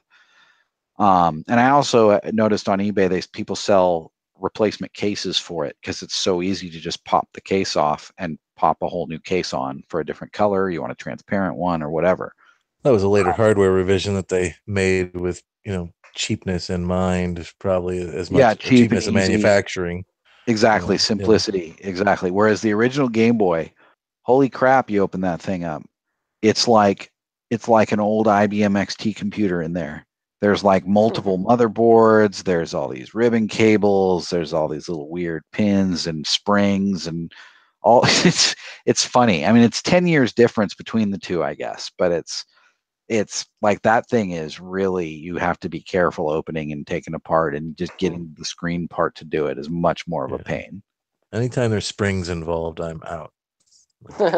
Yeah, it's weird. I mean, nothing that's going to go flying. Like, the only parts you had to worry about losing were the screws themselves. Like, everything, as long as you were careful, everything came out in one piece. It was just, you had to be real careful. Whereas the Game Boy Color, yeah, you just pop the thing open. It's like a toaster. The third project that I didn't end up tackling was, I have an old Jungle Green N64 controller that appears to have a cable that was run over by a vacuum. And is a little bit shredded, and just when you plug it in, it says no controller. So I thought, oh, okay, I've seen they have replacement cables online. Easy, $5, order a replacement cable. Few things wrong. Number one, the original N64 controllers, I don't know if you guys remember, since I've been digging through my old hardware lately, they had these really nice, soft cables on the N64 controllers. You know what I'm talking about? Mm-hmm. They're super limp cables. Pliable. And so the replacement ones you get are these stiff, crappy, like they look like an N64 cable. They have all the right connections and everything, but they're like the stiff, hard, plasticky cable. And they seem to be the only ones available online. So that kind of miffed me, but I was like, all right, I'm going to go ahead and do it. And then I go ahead and open the thing up, and it's a full circuit board solder job to replace this cable. So we'll see. I've kind of stalled on that. Again, that the cable, the replacement part only cost me $5, which is still $5, but at least it's not like 20. I'm going to revisit this and see if I might just tear open the existing cable and see if I can figure out what's broken and fix it myself. But we'll see about that one. Just run a soldering iron over it. Yeah, I don't know. That was the neatest trick ever. Like, I found that on the internet, and I'm like, this has got to be bullshit. Like, I saw, I read a thing on it, and I'm like, okay, I need to re-corroborate this. Like, I found a couple YouTube videos, found it on iFixit, and it's like, okay, I guess this is the real deal. But I was still kind of paranoid about trying that one, but it worked out. I have a fully functional Game Boy with a crappy, that screen, the way the screen blurs on those. You guys know what I'm talking about? On the original Game Boys? Well, the pixels themselves would take like a second to fade out. Right. So Mario would have a bad trail. And so in certain games where like the background was black, it was even worse. Like in Metroid or whatever. So it just, playing, like, that's something you don't get. Like, playing a virtual console Game Boy game in black and white on the 3DS is still a vastly better experience than playing it on the original Game Boy. Which is why it's nice I got that Game Boy Color back to working. That's a way better way to play them, because it doesn't have that pixel lag issue that the OG Game Boy did. Or better yet, just get a Game Boy Advance SP. Which is, that's next to the Game Boy Color. Now I've got that whole, as far as I'm concerned, right? I've got a Game Boy Color. I've got a Game Boy Advance SP. I've got at least one from each official revision. Micro. The Micro is not an official revision. And the Micro, I've decided on the Micro. Because he doesn't own it. That's what I was going to say. Exactly. Because I don't have one. Because I didn't. It doesn't count. Yeah, because I didn't. Exactly. Because I didn't pick one up when it was a good deal, I've decided that the Micro is just too small to be a legitimate gaming console. It is. I think my local that screen is shop like has a couple micros, but yeah. Yeah, and I've seen them over the years for not terrible prices. Like there was one for $50 next to a Power Glove for $50, and it was the Power Glove I was more interested in. Like that Micro, for some reason, Micro to me, and it's also the Game Boy Advance line. To me, was always just like ports of Super Nintendo games, which is the console I have the least games for. Like that's my lost generation. Is kind of the Super Nintendo Game Boy Advance generation. That is one of my favorite systems. Like that is just below 3DS. That's definitely my favorite of the portables. And again, that's when I was, in my mid-teen years and discovering ass. Yeah. So that might have something to do with it too. But it just, I don't know. To me, the Super Nintendo, there's some about the Super Nintendo just isn't as compelling. Like I have the Super NES Classic, and there's only 22 games on it versus the NES's 30. And to me, that's still kind of too many. Like my NES, my Super NES collection, my NES games, I have like 30 or 40 or something. My Super NES, I think I've got 10, if that. All the Donkey Kong Countries, Zelda, Sweet. Super Mario World, Street Fighter. That's about it. But to each his own. Super NES, I think, is a better system than NES too. Like, well, of course, it came out. But that's that came out right in my sweet spot too. Of that was like. Yeah, exactly. Coming of age system for me. But anyway. All right, before we get too lost in the past, let's move it up to some modern stuff. And we kind of have an update. We talked about the Switch 5.0 lockdown happening on third-party docks. But this also seems to be happening now on portable batteries plugged into the Switch. So I don't know. I'm beginning to wonder: is this intentional with Nintendo, or they just want to remove third parties? That's how they're gonna sell their 20 million Switches. Yeah, brick them all and have people brick them all. Yeah, buy some. Yeah. I don't think it's intentional, but I think it's something that they're not too concerned about. Well, they don't seem to be, and maybe they should be, because that's the one thing about the Switch is the first time that you have third-party accessories that are handling power and things like that. That's a big deal. And not just hardware. Like there's software. There's software and firmware. There's locks and keys involved where it has to get the right signal from this thing to say, yes, this is just a dock and not somebody trying to hack it. Yeah. And Nintendo did issue a statement today, I believe, on it as well, where they basically said nothing. They said, well, we can only recommend playing on the official Nintendo hardware and accessories because we've not tested these third-party things. And Nyko has acknowledged that, yes, we know that there has been an issue after the 5.0 update, and we're looking into how we can resolve it. Yeah, my Nyko dock's been yanked out off the desk. It's over in the corner. So that does suck, though, because when Nintendo's dock is $80, I'm sure they moved a lot of portable docks. Yeah. Yeah. And again, it's just, you know what I mean? It's like prior to this, every other type of accessory that someone would sell, I guess there were chargers for the 3DS or something. That's as close as I got. I mean, Nintendo has always said we can only, we won't warrant this product if you use it with a third party, but you always knew the third party stuff was the same stuff. Like, Yeah. Yeah.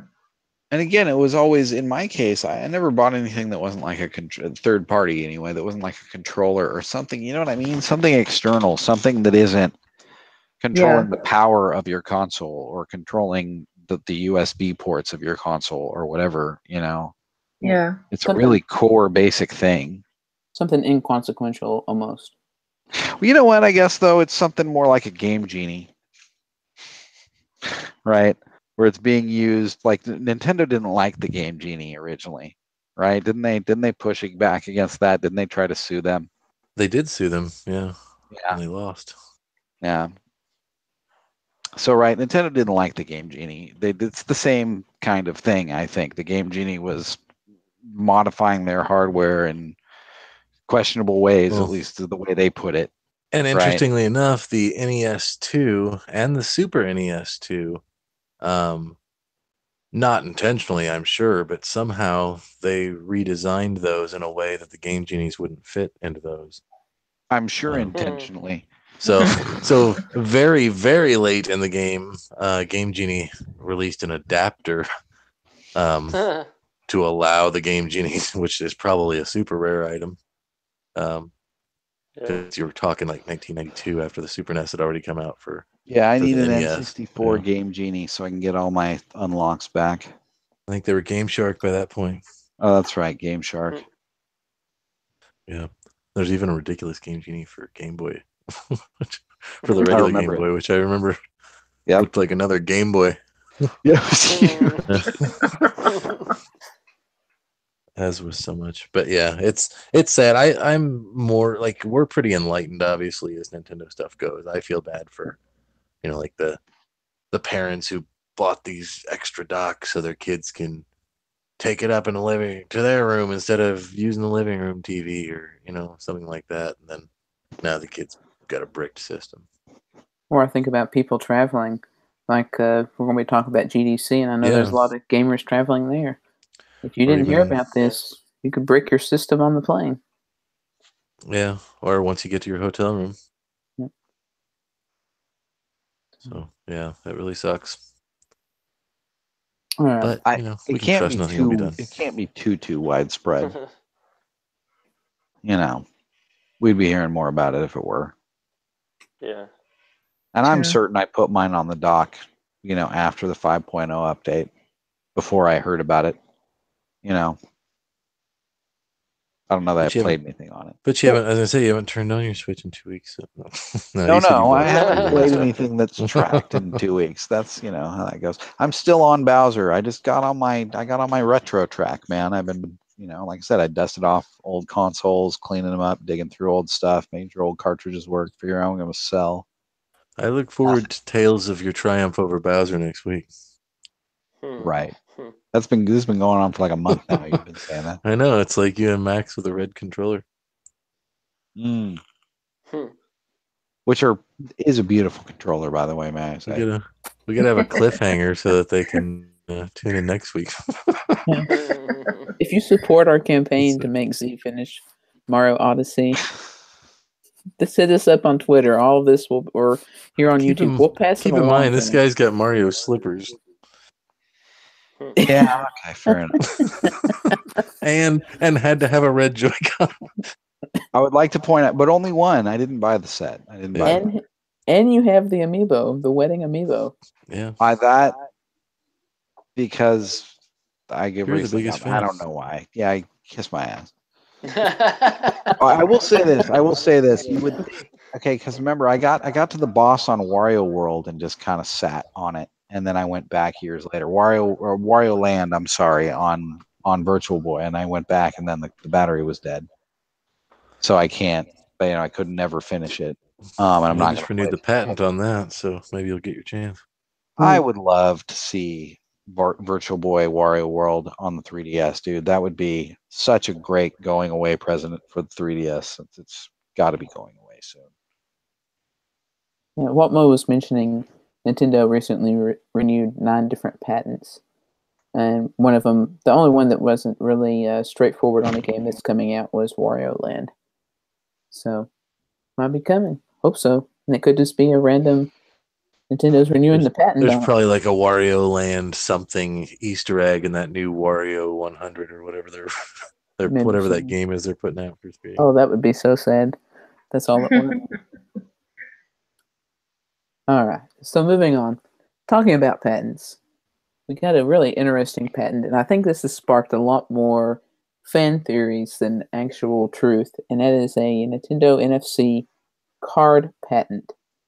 And I've got an image here I'm going to pop up for you in a moment But basically, people are thinking, is this going to be Pokemon trading card game? Is this going to be in correlation with Pokemon Switch? Does this confirm Pokemon Switch coming? And in fact, a lot of people are saying we're going to get a direct this week. So, I don't know. What do you guys think? I'll get up this picture of the cards here. Yeah, it could be cards. I wonder if it'd be a card game or like with the Animal Crossing cards. Scan into the game and then you get to fight and try and catch them or something. Yeah, definitely. Well, it's clear that the one in the middle is Star Fox. And the other two are Pokemon. So yeah, it's an Empoleon on the right named Mike, and it's a Baneri on the left named John. It's Meowth named Beth. Yeah, that's the thing. I mean, how is this different? How is this different from the Animal Crossing amiibo cards they've already released? It looks that's just a good like question because because they had the rock paper scissors on the cards and the dice. And you can see the rock paper scissors icon. Yeah. You see some kind of number here, and then the dice. Mm-hmm. I don't know how else this could be used. Yeah, but I mean, we've talked before, like, you know, how when they finally drop a Pokemon game that's amiibo compatible, this would really be the only way to do it, because you're not going to manufacture 400 pieces of plastic or whatever. 700 and something now. Yeah. Unless they just use the 5 that were in Smash. But even doing that, I would assume it would. Even doing that many cards would be. And I think if they'd been smart during the height of the amiibo craze, put out the original 151 Pokemon as amiibo, that would have just sold millions. People would have went. Yeah, but it would also work with X and Y or something. Yeah. Yeah, no. I don't know. Whatever it is, I'm not going to buy it. Are we in the mood for more NFC cards then, in any shape or form? No. I mean, they'd have to do it right. They'd have to do it on something that we care about. But it's the problem with amiibo is that they were always cooler for the figure than anything that they did, and that's the problem is you don't want them to lock cool shit behind there, especially if it's a blind bag or a blind pack that you buy 1,000 packs to hopefully get the one you want or pay out the butt on eBay for it. It's true. So it's like amiibo is kind of a double-edged sword. It's like we really only bought them because those were cool little figures, and Nintendo wasn't really putting out a ton of little figures at the time. And there's just enough functionality to them, to me, that it's like they're not just a figure. You know, that you'll pay $15 instead of $8. Yeah, or whatever. Yeah, but I mean, how many World of Nintendo do you have versus how many amiibo? None. I have no. That's the thing. I don't have any. Like, Nintendo plastic was never a thing to me. Like, it's got to be a functional gaming item, or to me, it's not really part of the collection. There's exceptions, obviously. I have some stuff here and there, but honestly, most of it I bought like as accessories to the amiibo. Actually, I maybe bought 5 or 6 of the amiibo cards for Animal Crossing. Like I same crazy with it, but I bought some of those. But yeah, I don't know. We'll see what these do. Maybe they can reinvent amiibo in some way. Yeah, I don't know that this is a legitimate way to sustain amiibo in the future. Because I mean, the Animal Crossing cards, they sold okay. I think most of them ended up on some kind of clearance or sale at some point, and it's how they liquidated their stock. And then I still see the Mario Sports Mix cards. So yeah, which nobody bought. Those are the collector's items. I still see them for sale though. So that's the one to pick up at your closing Toys R Us stores. That's right, for 5 or 10% off. Yeah. I don't know. I mean, whatever it is, it's definitely gonna have the amiibo name on it, as far as I can tell. But yeah, it doesn't look like they're killing off Mii's as much as people were speculating about that. They're just not a focus, but they're still there. So, Amiibo will be the same. anyone got any feelings about Pokemon Direct this week? Legit, fake? I think it's fake. I would say that Pokemon would be held back for E3. That's way too major. I don't know. Yeah. It does seem like they drop a crappy direct with a bunch of, small potatoes titles in it, and then they drop something really big. So maybe. It's hard to say. Like you said, because their strategy is all over the place. Nintendo always keeps us guessing. Like they're sometimes E3s are these, boom, look what we got, and then sometimes they announce everything before E3 and then just use E3 as a giant commercial for the stuff that they already announced. Yep. So, Yeah. And we all try to sit through endless Yeah. Xenoblade. Play through his but I feel like Smash is going to have a large chunk of this E3. But yeah, I mean, Pokemon would definitely be a nice 1-2 punch for them. And that's kind of leading into our next topic, which is a couple of tournaments were announced for E3, and this is from Nintendo, so it's legit. Splatoon 2 World Championships, and they're going to, here in North America, they're going to have I say North America, but US and Canada, they're having a Splatoon 2 Inkling Open qualifier coming up, and we're going to get one team from each region, which would be Australia, Europe, Japan, and of course US and Canada. No Ballot out at E3. But the real surprise is Smash Brothers Invitational on Switch. It's coming up. So at E3. No confirmation what they'll be playing, but it's happening. They'll be playing Smash Brothers Deluxe on Switch. And so, I mean, it would be really hard to have, unless like in the movie The Wizard, it'd be hard to have a tournament where the game that you've never played before. I guess Smash is easy enough to pick up and figure out, but different move sets and how they work, it seems like it would be kind of awkward, even if you took the best Smash players in the world and give them a brand new game with brand new move sets. It's just like, here you go, figure it out. That's why it's not going to be. It's not going to be a brand new game with brand new movesets. Maybe they'll have them playing Wii U. Yeah, maybe they'll have the Switch, they can see the Switch. The Wii U will be hidden behind the TV that they're playing on. They'll modify some Wii U Pro controllers and put them into a Switch Pro controller case. Yeah, exactly. Yeah. So you guys think this definitely confirms that it's going to be a port? I don't think this particularly confirms it, but the way the internet argues, they're going to be right either way. So if it's a port and they've added one new character or one new mode, then all of a sudden, nope, it's not a port, it's a new game. See, I was right. It all depends on what you call a new game, but it's like I would say 80 or 90% of it is the Wii U one. Yeah, exactly. They didn't build anything from the ground up.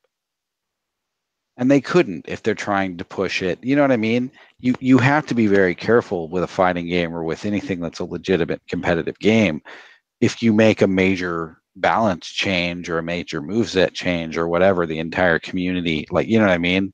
Like, people's entire livelihood can depend on a rule change that you make, right? All of a sudden, you can completely change who the top players are. But they're all still playing Melee, so it won't affect them. Fair enough. I mean, there are people that played the Wii U one, I guess. But yeah. And then Jason, of course, is going to win the Splatoon 2 tournament this year. That's because all of my teammates will be supporting me. Yeah. Got your back. Thank you. Yeah, that's going to be...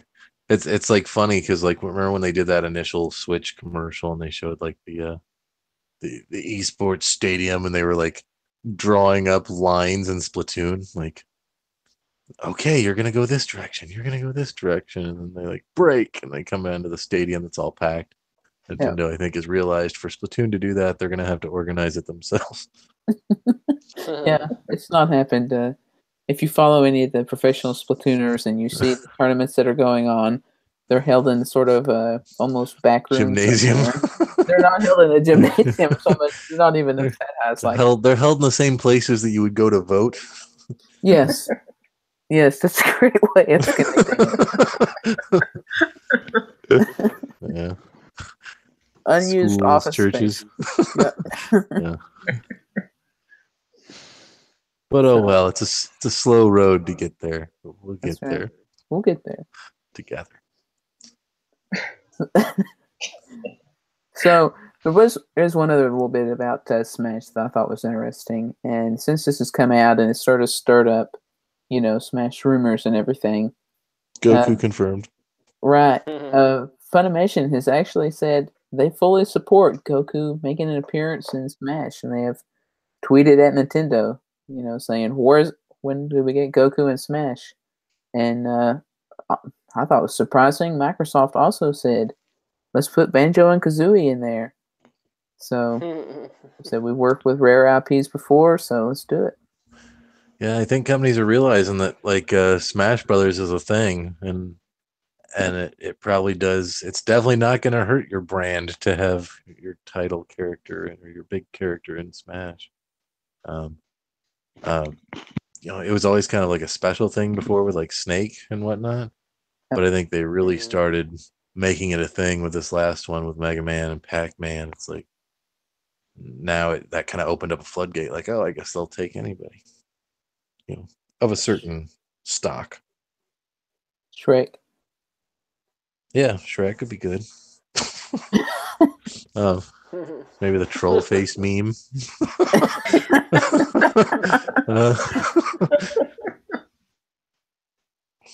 It's wide open. I hope that the Inklings have a salt attack. Throw salt. I'm wondering if there'll be a stage where there's like water on the sides. You can push them off into the water and they'll die instantly. Yeah, I don't know. I don't know as far as like third party stuff. I don't know who I would like to see. It'd be nice to see like Simon Belmont come in there. That'd be cool. From Castlevania. I thought you were going to say from Captain and the Game Master. Yeah. No, I don't like that version. But the rest of the cast is pretty much there, except for King Hippo, which is the logical choice. Or Eggplant Wizard. Yeah, I fear that we're going to see ARMS characters. Oh wow! With really long arms. That shoot. How about a submarine from Steel Diver? Well, it's in Smash. There actually is. Yeah. That's one of the little items. That's right, the little submarine Steel Diver submarine gun, which is a weird way to do it. But yeah, as far as third parties, I don't really know who else. Maybe it's Shovel Knight's time to finally be in there. Yeah, I could see Shovel Knight. Yeah, he would fit in. They should just do a Nindies DLC pack where they just throw in Rusty from Steam World and Shantae, Shovel Knight, Shantae. Open up the floodgates. Meat Boy. Yeah. But I mean, I'm sure Nintendo could probably say, hey, you pay us this much money and we'll put your character in the game. if we think that, they're qualified to be in there. Which I would say Banjo, I don't know, kind of is. Banjo, to me, Sonic is a low rate Mario, and then Banjo is an even lower rate Sonic. Yeah. So it's he's like the GoBots. Or maybe even a step below Sonic is the GoBots. Hey, I was more into GoBots than Transformers. And then Banjo is like the when you go to the dollar store and you see like the transforming robot figure for $1. No, I think of Crash Bandicoot that way. Banjo, not so much. Yeah, maybe not. Yeah, I guess both. You're right. I think they're all kind of in that same one. Yeah. They're the mascots who wanted to be on that level, but they never quite got there. Although Sonic has really kind of come up because he's embraced his meme and kind of become the joke. Because he knows the way. Yeah, and he's got his own Twitter account, which helps too. Yeah. We'll see what Smash brings. I'm sure there's some surprises in store. Maybe they'll put Reggie in Smash. I would love there that. you go. Play as Originator, yeah. No, because then later they'd have to take him out, and we'd have to have Super Smash Brothers featuring Mr. Dream. That's true. God, what if they put Mr. Dream? That would be so embarrassing. That would be awful. What if they put Mike Tyson in? Yeah, that would be even that worse. would be so sweet. No, that would be awesome if Mike Tyson weren't such a mess. That would be so cool if they still had that license and could put Mike Tyson in Smash Brothers. Man, that'd be awesome. See, they should do another Punch Out where Mike Tyson, modern day Mike Tyson, is the first person you fight, and he's all old and has the tattoo on his face, and he's out of shape. And he's like the Glass Joe. And then the last guy you fight can be Balrog, right? Yeah. Which was they could probably get the license pretty cheap. Yeah. Yeah, but they let's move on.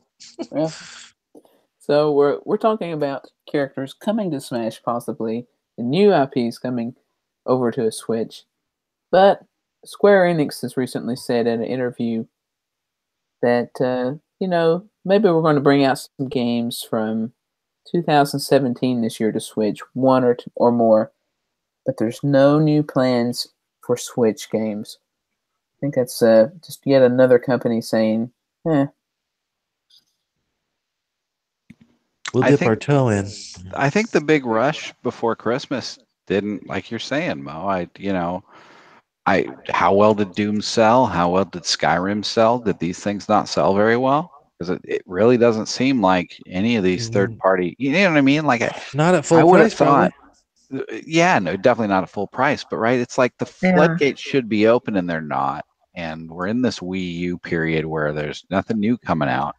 So what they're doing is now they're like, okay, well, let's say we put out GTA 5. We know we'll sell a ton of those. So that'll probably show up, but not anything else. You know what I mean? We're not going to get, like, we're getting a half-ass version of Payday. We're sure things have to in pretty the much same be sure boat. things. Yeah, they have to be sure things or we're not getting them. So that seems to be the deal, and there seems like all the devs are kind of sitting back and they're lukewarm and they're taking their time, and that's I don't even know how I feel about Dark Souls. Like I don't care. A lot of people are acting like, oh, this is the thing. This is gonna save the Switch. Like, and it's like I don't from the Nintendo crowd. I don't hear a lot of hype. Like, no, like it's cool that it's coming, but it's not. It's not. I think the people Breath of the Wild. I hate to agree with them, but there's a lot of people that have said it's people that have bought, these games on other consoles are looking forward to playing them on Switch. Yeah, the portable the double title. dips. Yeah, that's the people that I think are excited for these games. Sadly, and that's a small percentage. Yep. Yeah, I hate to say it, but I mean, companies have said for years Nintendo fans don't want to play these games, which, in some cases might be right. Well, you were all over Doom. Yeah. And there are some exceptions, and you're one of those. You're also one of those exceptions where you've just kind of gone down the Nintendo road the whole time, and so you've just lost contact with some of these franchises. Yeah, but I mean, like I've had Doom on PC. I had it on Nintendo or Sega 32X. I did not have it on 64 actually. But you had Doom 64, no? I had Game Boy. I had the Game Boy Advance Doom. So I mean, and what's funny is like Doom is in today's market is even a unique game because now games like that are first-person shooters, you just wait a while and your health slowly respawns. Like that's something I've never experienced in a game. Doom, like you actually, if you get hurt, you actually have to look for a health pickup. Which is not something that happens in modern games because now it's just get it from a monster. Yeah. It's like, so it's still an older style of game, I guess, and it's still the nostalgia that brought me to Doom. But like GTA, I'd be all over. See, I wouldn't. I mean, again, I have the PC for that stuff. If you look at the Switch as a secondary console for primarily Nintendo exclusives and then some other I am a Nintendo fan through and through, and I'm like, Nintendo's my primary console, but I still specifically am buying it for exclusives, Nintendo and otherwise. Because anything else is easier and cheaper to get elsewhere. But I think Nintendo placed themselves in this spot where, and I've been talking about it for a year now. Like with Nintendo, there's people would have to go out of their way to either downgrade their game to put it on the system, or develop specifically for the system. So a lot of them aren't going to bother. So of course you're going to get ports, and they should only port their best games. But it's going to have to sell a lot more than it has before people start thinking like, I'm going to make a game Switch exclusive. Yeah, even from a major third party. Yeah, I mean, unless it's a thing where it's a blue ocean, right? Because right, or with Bomberman, the Wii U, like Ubisoft did okay with the Wii U because Ubisoft was one of the only third party supporters. So right when an Ubisoft game came out, it was a big deal just because it was any third party game.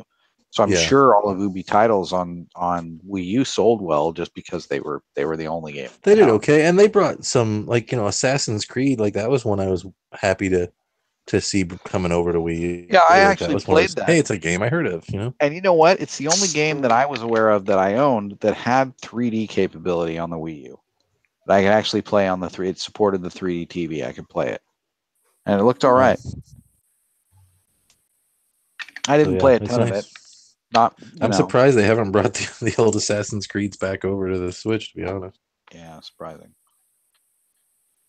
But I don't know. I see third parties. We'll get them here and there. Like we didn't get Dick on the Wii or on the Wii U. Actually, hardly on the Wii. Really, we didn't get real versions. But we'll get. We'll the Wii U had launch, and that was it. Titles here and there, and we're gonna get them late, and we're gonna get them. You know what I mean? Yeah, we're not. A year later, it seems to be the standard. Yeah, like the Switch is not, and maybe partially that maybe because it's new, but right, the Switch is.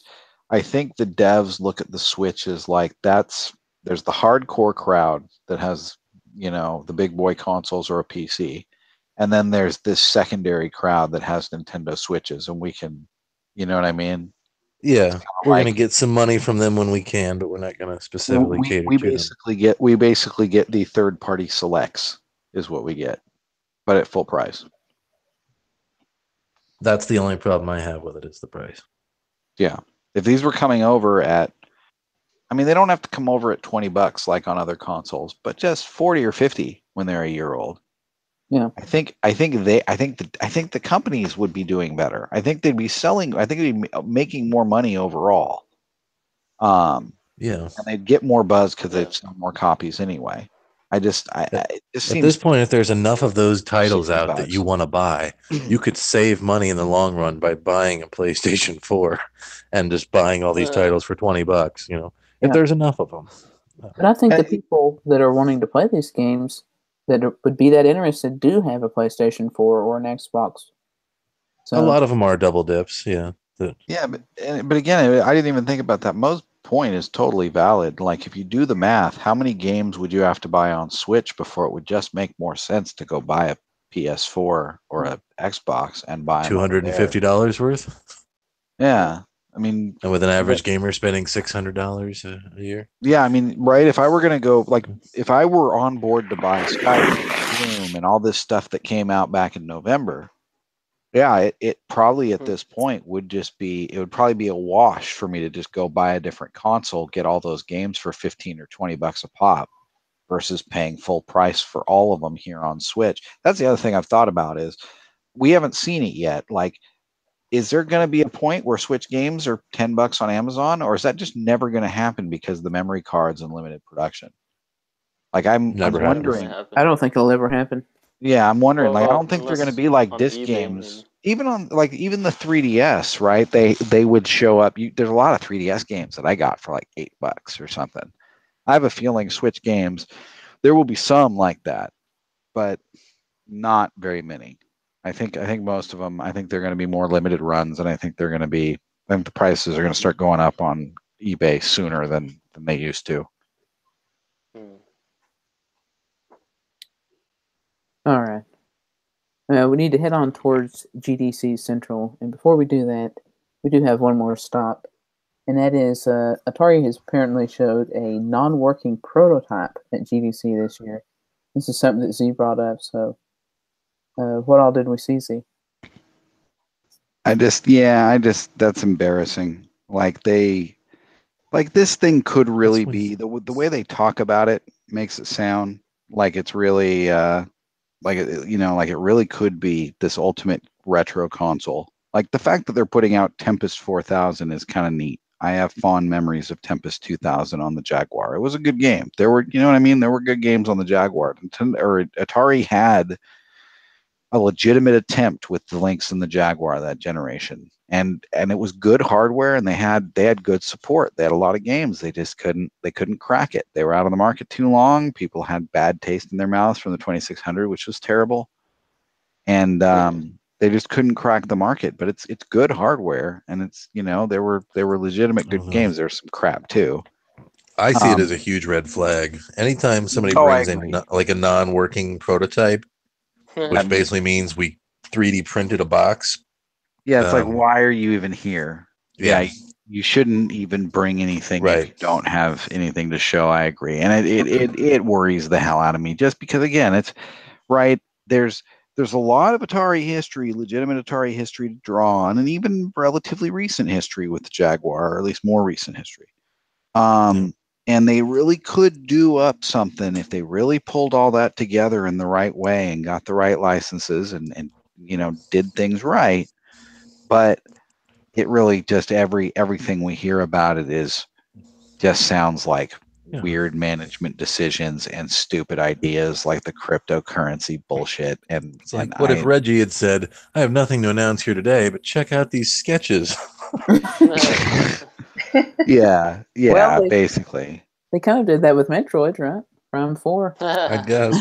Fair enough. Yeah, fair enough. That's about the equivalent of showing a non-working prototype. But especially at like trade shows and stuff, there's been some other consoles in the past, like some retro consoles that have come and had non-working prototypes, and then they like open it up and it's like got the guts of a Super Nintendo like just shoved inside a box. Or hamster in a wheel, or a printer, like a motherboard from a printer that they just threw in there to make it look like it had parts in it. So to me, it's like when you bring a non-working prototype, it's like, are they thinking like what good is going to come to them from this? Like, people are going to, when it comes out a year or two down the road, people will say, "Oh, I remember seeing a box that looked just like that at GDC a few years ago. Yeah. I should buy it." I don't understand. And I wonder if they maybe didn't intend to do that. Maybe they booked it intending to show something and they just don't have it. Either way, it's not a good sign. So, I appreciate you bringing that up. Doc bricked it. Yeah, maybe they did. All right. So, moving on to GDC. Now, what we're going to be talking about is a Kotaku interview with Damon Baker, who, if you don't know Damon Baker, he's the senior manager of publisher and developer relations at Nintendo of America. He's kind of a new face man. You've been seeing a lot lately, more and more. He's your Nindy Showcase guy. Yeah, that's right. If you watch the Nindy Showcase, that's the man. So, one of the main topics that he brought up is that Nintendo now has a new type of gamer, which is the core and active gamer audience. So, what does this bring along? He says it's third-party support. It's going to allow for games like M-rated games and horror games that they normally wouldn't have been interested on the Switch. Double dipping to play portable. So it's all the things we've been talking about. He says this new audience now exists. What do you guys think? Is there a new audience? No, it's always been there. That's ridiculous. I don't know. Where is this coming from? I guess this would be the audience that we were talking about that already has another console. Oh, to some degree. Yeah, double dippers, obviously. Yeah. I don't know. I'm sort of offended by this almost because he's talking about the core and active gamer, and it's like, man, I've been a core and active gamer since the NES. Yeah, you had a Wii Fit board. How much more active can you be? Yeah, that's right. I don't know. I think they're saying that there's just interest in stuff beyond just Nintendo. You know, the core. Yeah. You notice he's referring to Xbox and PlayStation as the core, so they finally admit it. Oh. Wow. It's pretty deep hitting there. So, I mean, they are pretty much admitting, like, and I mean, that's the truth. That's video games, and Nintendo exists outside of that in their own little, ecosystem. That's a good point. But hopefully he knows something we don't, because we were just talking about how there's not a lot coming over. So there's no third-party support, and there's not really all that many M-rated or horror games, which would be third-party. So, no, not a lot of interest in double dipping. I mean, I bought a system that was just indie games, and it was called the Wii U, and it was fine for what it was, but I don't want to relive that again. Yep. All right. And another topic that we've touched on many times before is getting published on the Switch. And Baker, of course, says it's still about quality first and foremost. And it's about, this is another new term coming out, it's more about evolving past curated content to curated partnerships. So when a game developer is coming to Nintendo saying we want our game on Switch, they're not just selling the game now. They're selling their whole company. So, and I thought this gets even better because it says the trusted partners are making calls on what fits on Switch. And they can even grandfather in other developers through these partners. So, I don't know. That just blows my mind. As long as we can keep getting hits like bingo and spot the difference, I'm all in. So who's making this decision?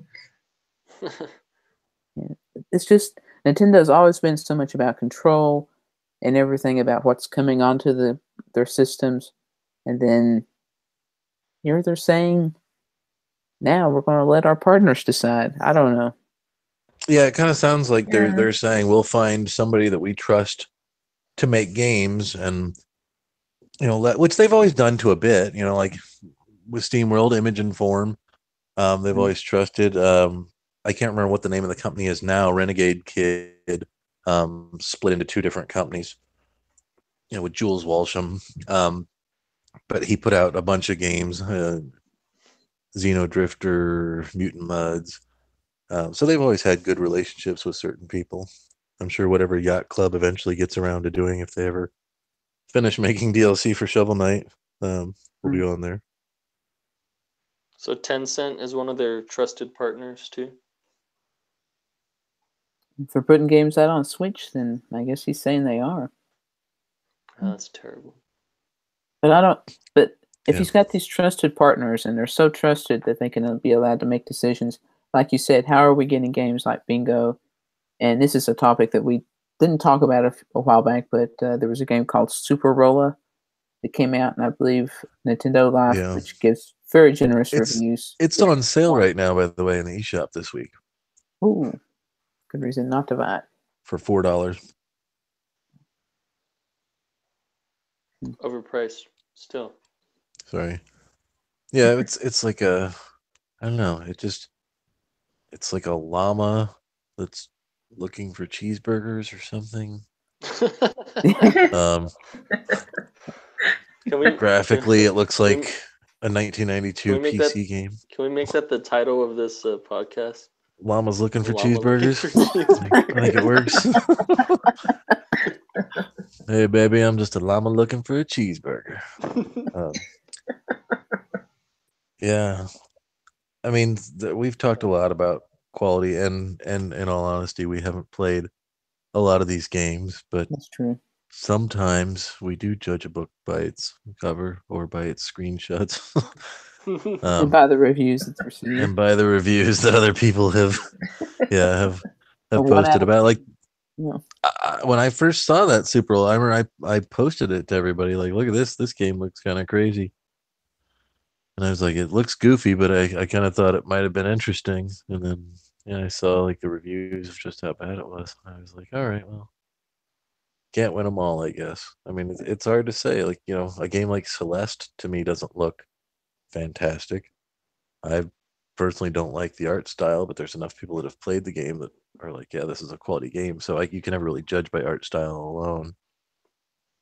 But I think when you see a crossword game or a bingo game or a spot the difference game that just or it seems broken like it's something lazy that somebody puts on there, broken mobile ports or things like that. Yeah, or mobile ports that are bogged down with microtransactions. I haven't heard from that game in a while. I mean, I don't remember what I can't remember the title either. I can remember what it looks like, but I can't remember the title. But I mean, it starts out launching into this. It's about quality, and then I just keep thinking about it. It's a whole interview. I'm reading through it, and it's like it's about quality, and I think about all the non-quality titles. And we got plenty of great games, but I mean, still. Yeah, I mean, you take and that's every system. You take the good and the bad, and the Switch is early enough now that they could pull a U-turn. If anybody ever looks on Steam, you'll see how horrible it is when there's absolutely no curation and just everybody gets on. And every system does reject some people. I would hate to see this stuff. There is one I can never remember the name.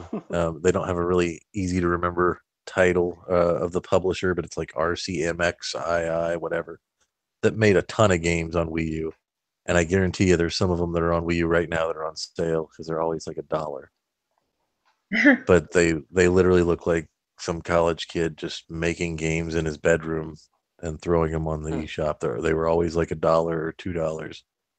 I've not seen any of those on Switch, so I'm glad to see that. Yeah. They might be great games, but I doubt it. Well, yeah, so I mean, there is some stuff from the Wii U that hasn't come across. We still don't have the letter on Switch. True. Not yet. Not yet. It's probably coming. Yeah. But mobile games do scare me. Like I said, I guess there are people probably, I know Max has a couple of cheap, like, little puzzle games or stuff like that. So I mean, there is an audience for that kind of stuff of people who want just a cheap, easy game. It's something that's a casual game to play. I don't mind that so much. It's just when these games come in broken or where they're just you don't understand how this could pass any kind of quality standard.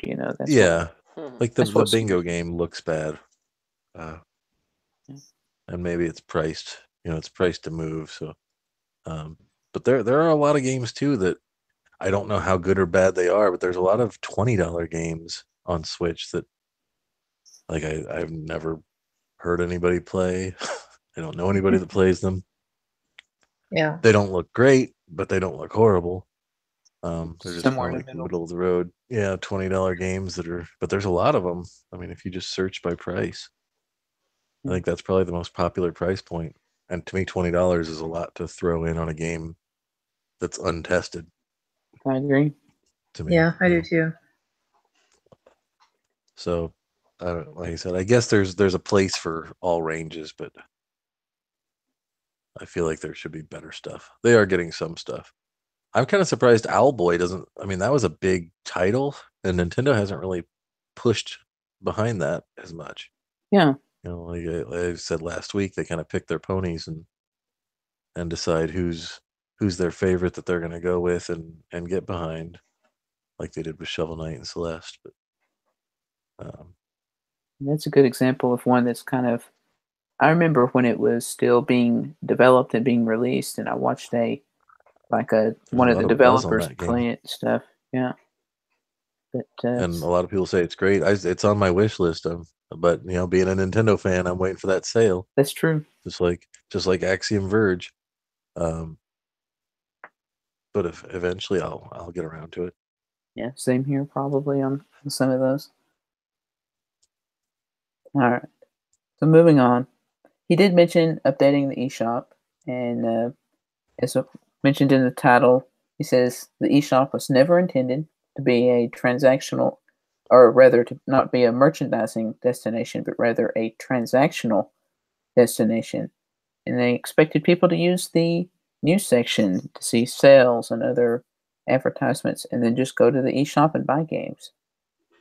Yeah. So does this system work? I mean, So that's why it looks so bad, is because they're not trying to sell you anything. You're just going there to actually make your final purchase after you've already done all your research and stuff like that, because nobody browses the eShop to try to find new games, right? who would do that? It's not like you've done that before on Wii U or 3DS, I will say or even our beloved Wii that is no longer taking new money as of yesterday. I will say on sales. On 3DS, I went to the eShop every Thursday, and I don't know, for maybe 2 or 3 years after launch, I went there faithfully and checked to see what was on sale, what was new, what demos came out, and yeah, it's just not the same with the Switch. Well, on Wii U especially, you knew ahead of time what was coming because they were so happy to have anything. I still do. I still log in on Thursdays to the Switch, and I mainly check the sales first. Like, hey, what's going on? I feel like they don't do a good job, and especially in North America, of letting you know when something's going on sale. No, you just have to check. Yeah, and scroll through. Yeah, and I don't know why such a weird change. It's that whole mindset. It's like the Switch doesn't need voice chat. We'll offload that to the phone. The eShop doesn't need any organization. We'll offload that to our news app, which that's a pretty lame excuse. It seems like a cover story, because weren't they just saying last week that like we know it looks bad, like basically, like well, he is quoted as saying, "We've heard the feedback from yourselves, from fans, loud and clear about the limitations of the eShop." So, and then all of a sudden this week, well, there's no limitations. It's doing exactly what it was supposed to do. Right. Which, yeah, I think a lot of people. I remember answering those surveys on Wii U and 3DS for your points, where it was like, how often do you discover? Didn't one of the questions like how often do you discover, or where do you find out about new games? And it's like eShop, news websites, YouTube. There's all these different options, so they know. But there are games sometimes where you'll just browse the eShop and be like, hey, that looks kind of cool, and then that'll be your kind of springboard to do more research on it. Yeah, there were like a piece of seafood. Yeah, there's several games that I've seen, especially on the 3DS, that I would not have known about otherwise. But I went and checked them out, and then, they look like they've got pretty good reviews, and ended up buying it.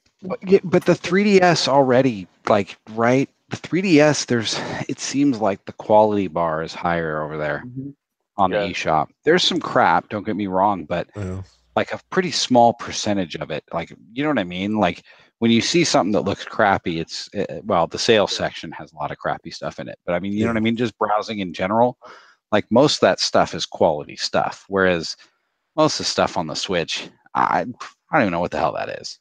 Yeah,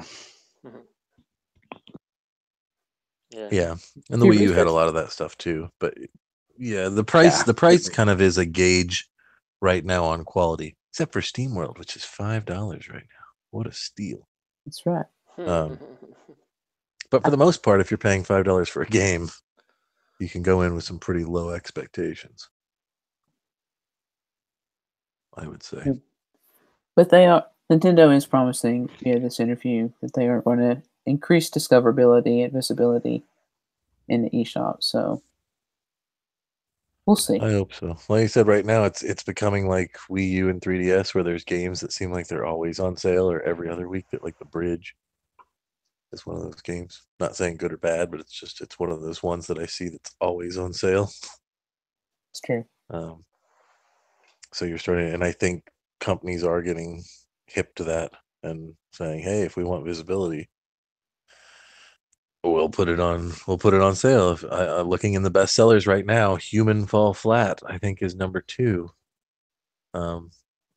Based on the strength of the fact that it was like 50% off, I think, and Rocket League, which had dropped down, is now back up to number 3 because it's on sale. So, the sales do bring visibility, and they do. I mean, if you're on the fence, obviously, like I'm actually using the wish list feature more now than I ever did because I feel like I really could lose track of a game.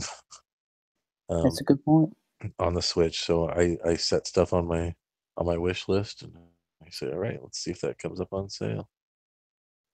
I need to start doing that myself because there are titles that come out and you hear about them for maybe a week and then they're gone. You would have to directly hunt them down. Like I say, you wouldn't know Owlboy was on the Switch now that it's had 2 weeks to get itself buried. So I just check the best sellers right now, but yeah, it's like I see people complaining all the time that there's no music. Give us some boring shopping music. True. Put the Wii Shop theme. I love the music on the Wii. Yeah, the Wii Shop music. Bing, ding, ding. Yeah, I've reacquainted myself with that lately. I think most of us probably have, right? We've all probably browsed the eShop knowing that, or the Wii Shop knowing that it was going away soon. Yeah. Luckily, thanks to YouTube, you can probably go and listen to that on repeat. Yeah, it's definitely on there. I think I found like a 4-hour block of it. Yeah. It's actually pretty good stuff. I mean, it added to the charm, and like even when you go in, it's different seasons, and there's Toads or Mario or something. It made it feel special. It was a thing. Oh, they changed the music in the eShop this week. Yeah. Or even like Wii U and 3DS would do that, where they would Halloween it up or whatever. Just those little kind of charming things can go a long way just to improve the overall experience. Just like we also got another software update, by the way. We're on 5.0.1. Yeah. Which brings you that much needed stability that you've been looking for. It's got to be a lot of reports that there was a report that it also had a Joy-Con update, but when I went in to update my Joy-Con, it said they were already up to date. I'll have to try that. So I had updated my Joy-Con with 5.0, so I don't know if somebody just reported that because they forgot to check on 5.0. Maybe 5.0.1 makes Nyko Docs not brick your Switch anymore. Boy, wouldn't that be something? You have to admit, though, it was a very short update. Yeah, it was very short and very quick. I always, whenever they push out an update like that, I always wonder what got messed up in the last update. Like, oh crap! They've corrected the one thing that nobody has found yet. Yeah, it's like, oh, you typoed the code here. You just got to fix these 2 letters, and this will work again. So. Speaking of updates, did anyone bring up our new old Snake Pass icon? No, yeah, that's a good update too from an older story. Snake Pass, which really was one of the pioneers in Icon Gate. Yep. Of changing their icon has now done an update which added some stuff to the game and reverted back to the OG, which I think Z prefers. I did until I got it back.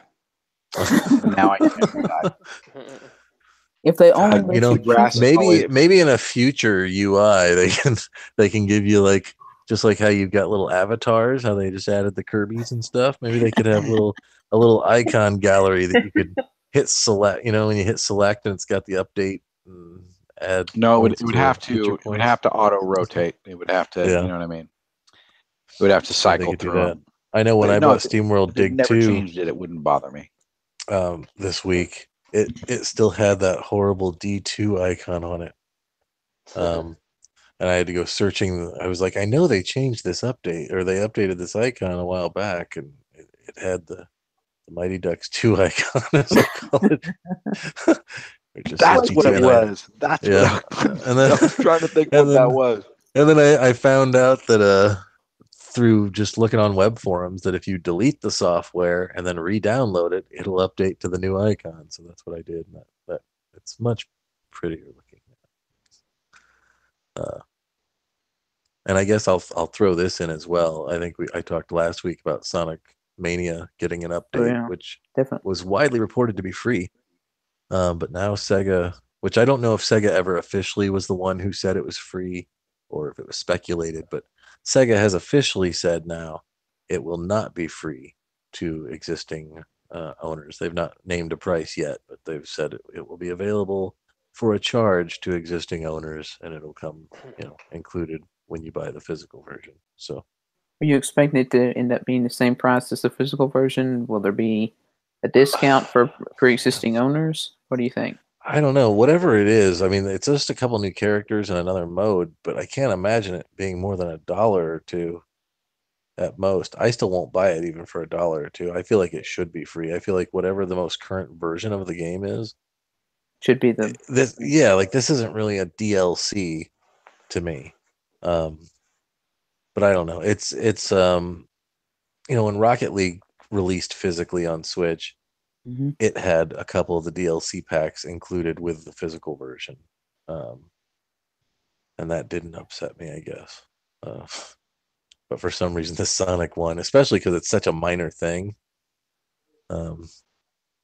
just the fact that they're trying to make a few extra bucks off it's but I guess they got to make back all that money they lost on Sonic Forces.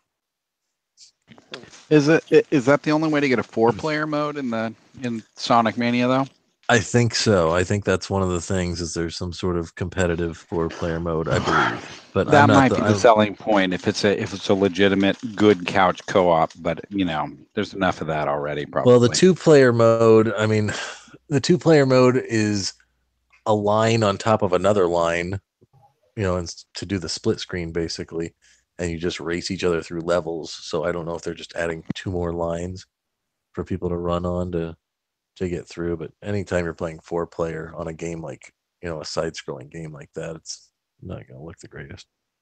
And how often do we all have 4 people that really just want to play show Sonic off our Sonic skills? Yeah,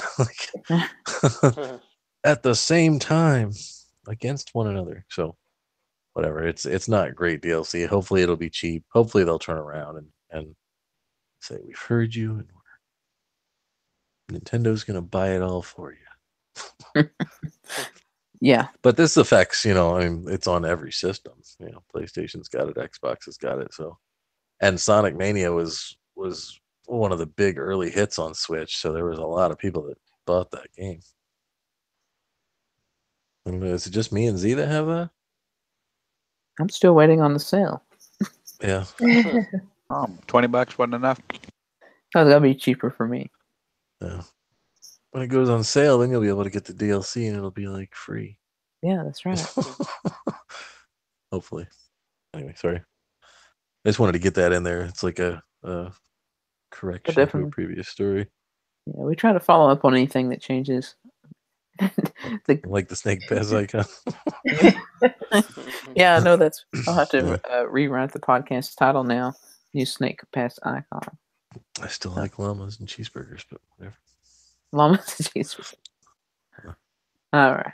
Well, we have one last little topic, and it's just to say very happy birthday to one of our favorite video game icons, and that is, of course, Reggie Fils-Aimé. Turned 57 this past week, so wish him a happy birthday. Has anybody got any Reggie information or memory that they wanted to drop on us? I love it when he said, "Here's a TV that looks like an apple," in the Animal Crossing New Leaf Direct, or maybe it wasn't a direct. Maybe it was a. They did the little Reggie. You should go watch that. It's on your 3DS where Reggie goes through a house purported to be his house, but I doubt it. It talks about how he loves New Leaf. Back when they would let him sell stuff. This is on the eShop? Yeah, you can see it in the 3DS eShop. It's like a little. They did a whole series of Animal Crossing New Leaf, really hyping it back in the day, and one of them was just Reggie walking through and telling you about all the cool stuff he's got in his game, how much he loves the 3DS and New Leaf. And then they allowed you to, through Spot Pass, to download his house, right? Yeah, yep. I have mine saved. I still have him saved as well. I got well. Reggie's house, yep. Mm-hmm. I've got the Reginator me. I've got a couple Reggie me's from that's one thing I'll kind of miss with E3 is getting the Mii's, which I don't think they did last year. I think last year might have been the first year they didn't do that. Yeah, especially when they had the good Street Pass games, that the special Mii's really, meant something. Yeah, they really got your pink puzzle pieces up. But yeah, happy birthday, Reggie. Have a pizza. Yeah, happy birthday. Yeah. Or he prefers maple syrup and pancakes. That's true. He loves that stuff. Yeah. Legitimate competitive gaming experiences. Yeah, we'll see. Like I said, I kind of wonder what he's been doing. He's been really quiet. Maybe they actually gave him work. He doesn't know what to do. They're like, you're no longer a spokesperson, and you're actually going to have to do business stuff. I don't know. So, yeah. Good Definitely. on Reggie. Yeah, hope he brings us some memes for E3. That's my E3 wish. More I'm memes. sure he will. He's brought us memes lately, but within, at least in the Switch era, but I feel like they're not taking off. We're trying hard to make that legitimate competitive gaming experience a thing, but that's right. Fan passion, man. Or it's fan passion. Fan passion. Yeah. Arms is not waggleware, and you'll find out this weekend when you play the Global Test Punch. It's not waggle control. Yeah. That's about all we got, I think. Alrighty, well, thanks for listening in, and of course, thanks for watching. And if you like what you saw, give us a thumbs up here on Twitter. Twitter. Oh my goodness! Here on YouTube, drop us a comment. I was getting to Twitter. You can drop us a comment on YouTube or Twitter, and of course, you can always listen on iTunes or Stitcher. So thanks for watching, and have a good night, and happy Easter, by the way. Yeah, and this week, follow for a follow. Check us out on Twitter. Yeah, I will follow you back. Like for a like. Good night.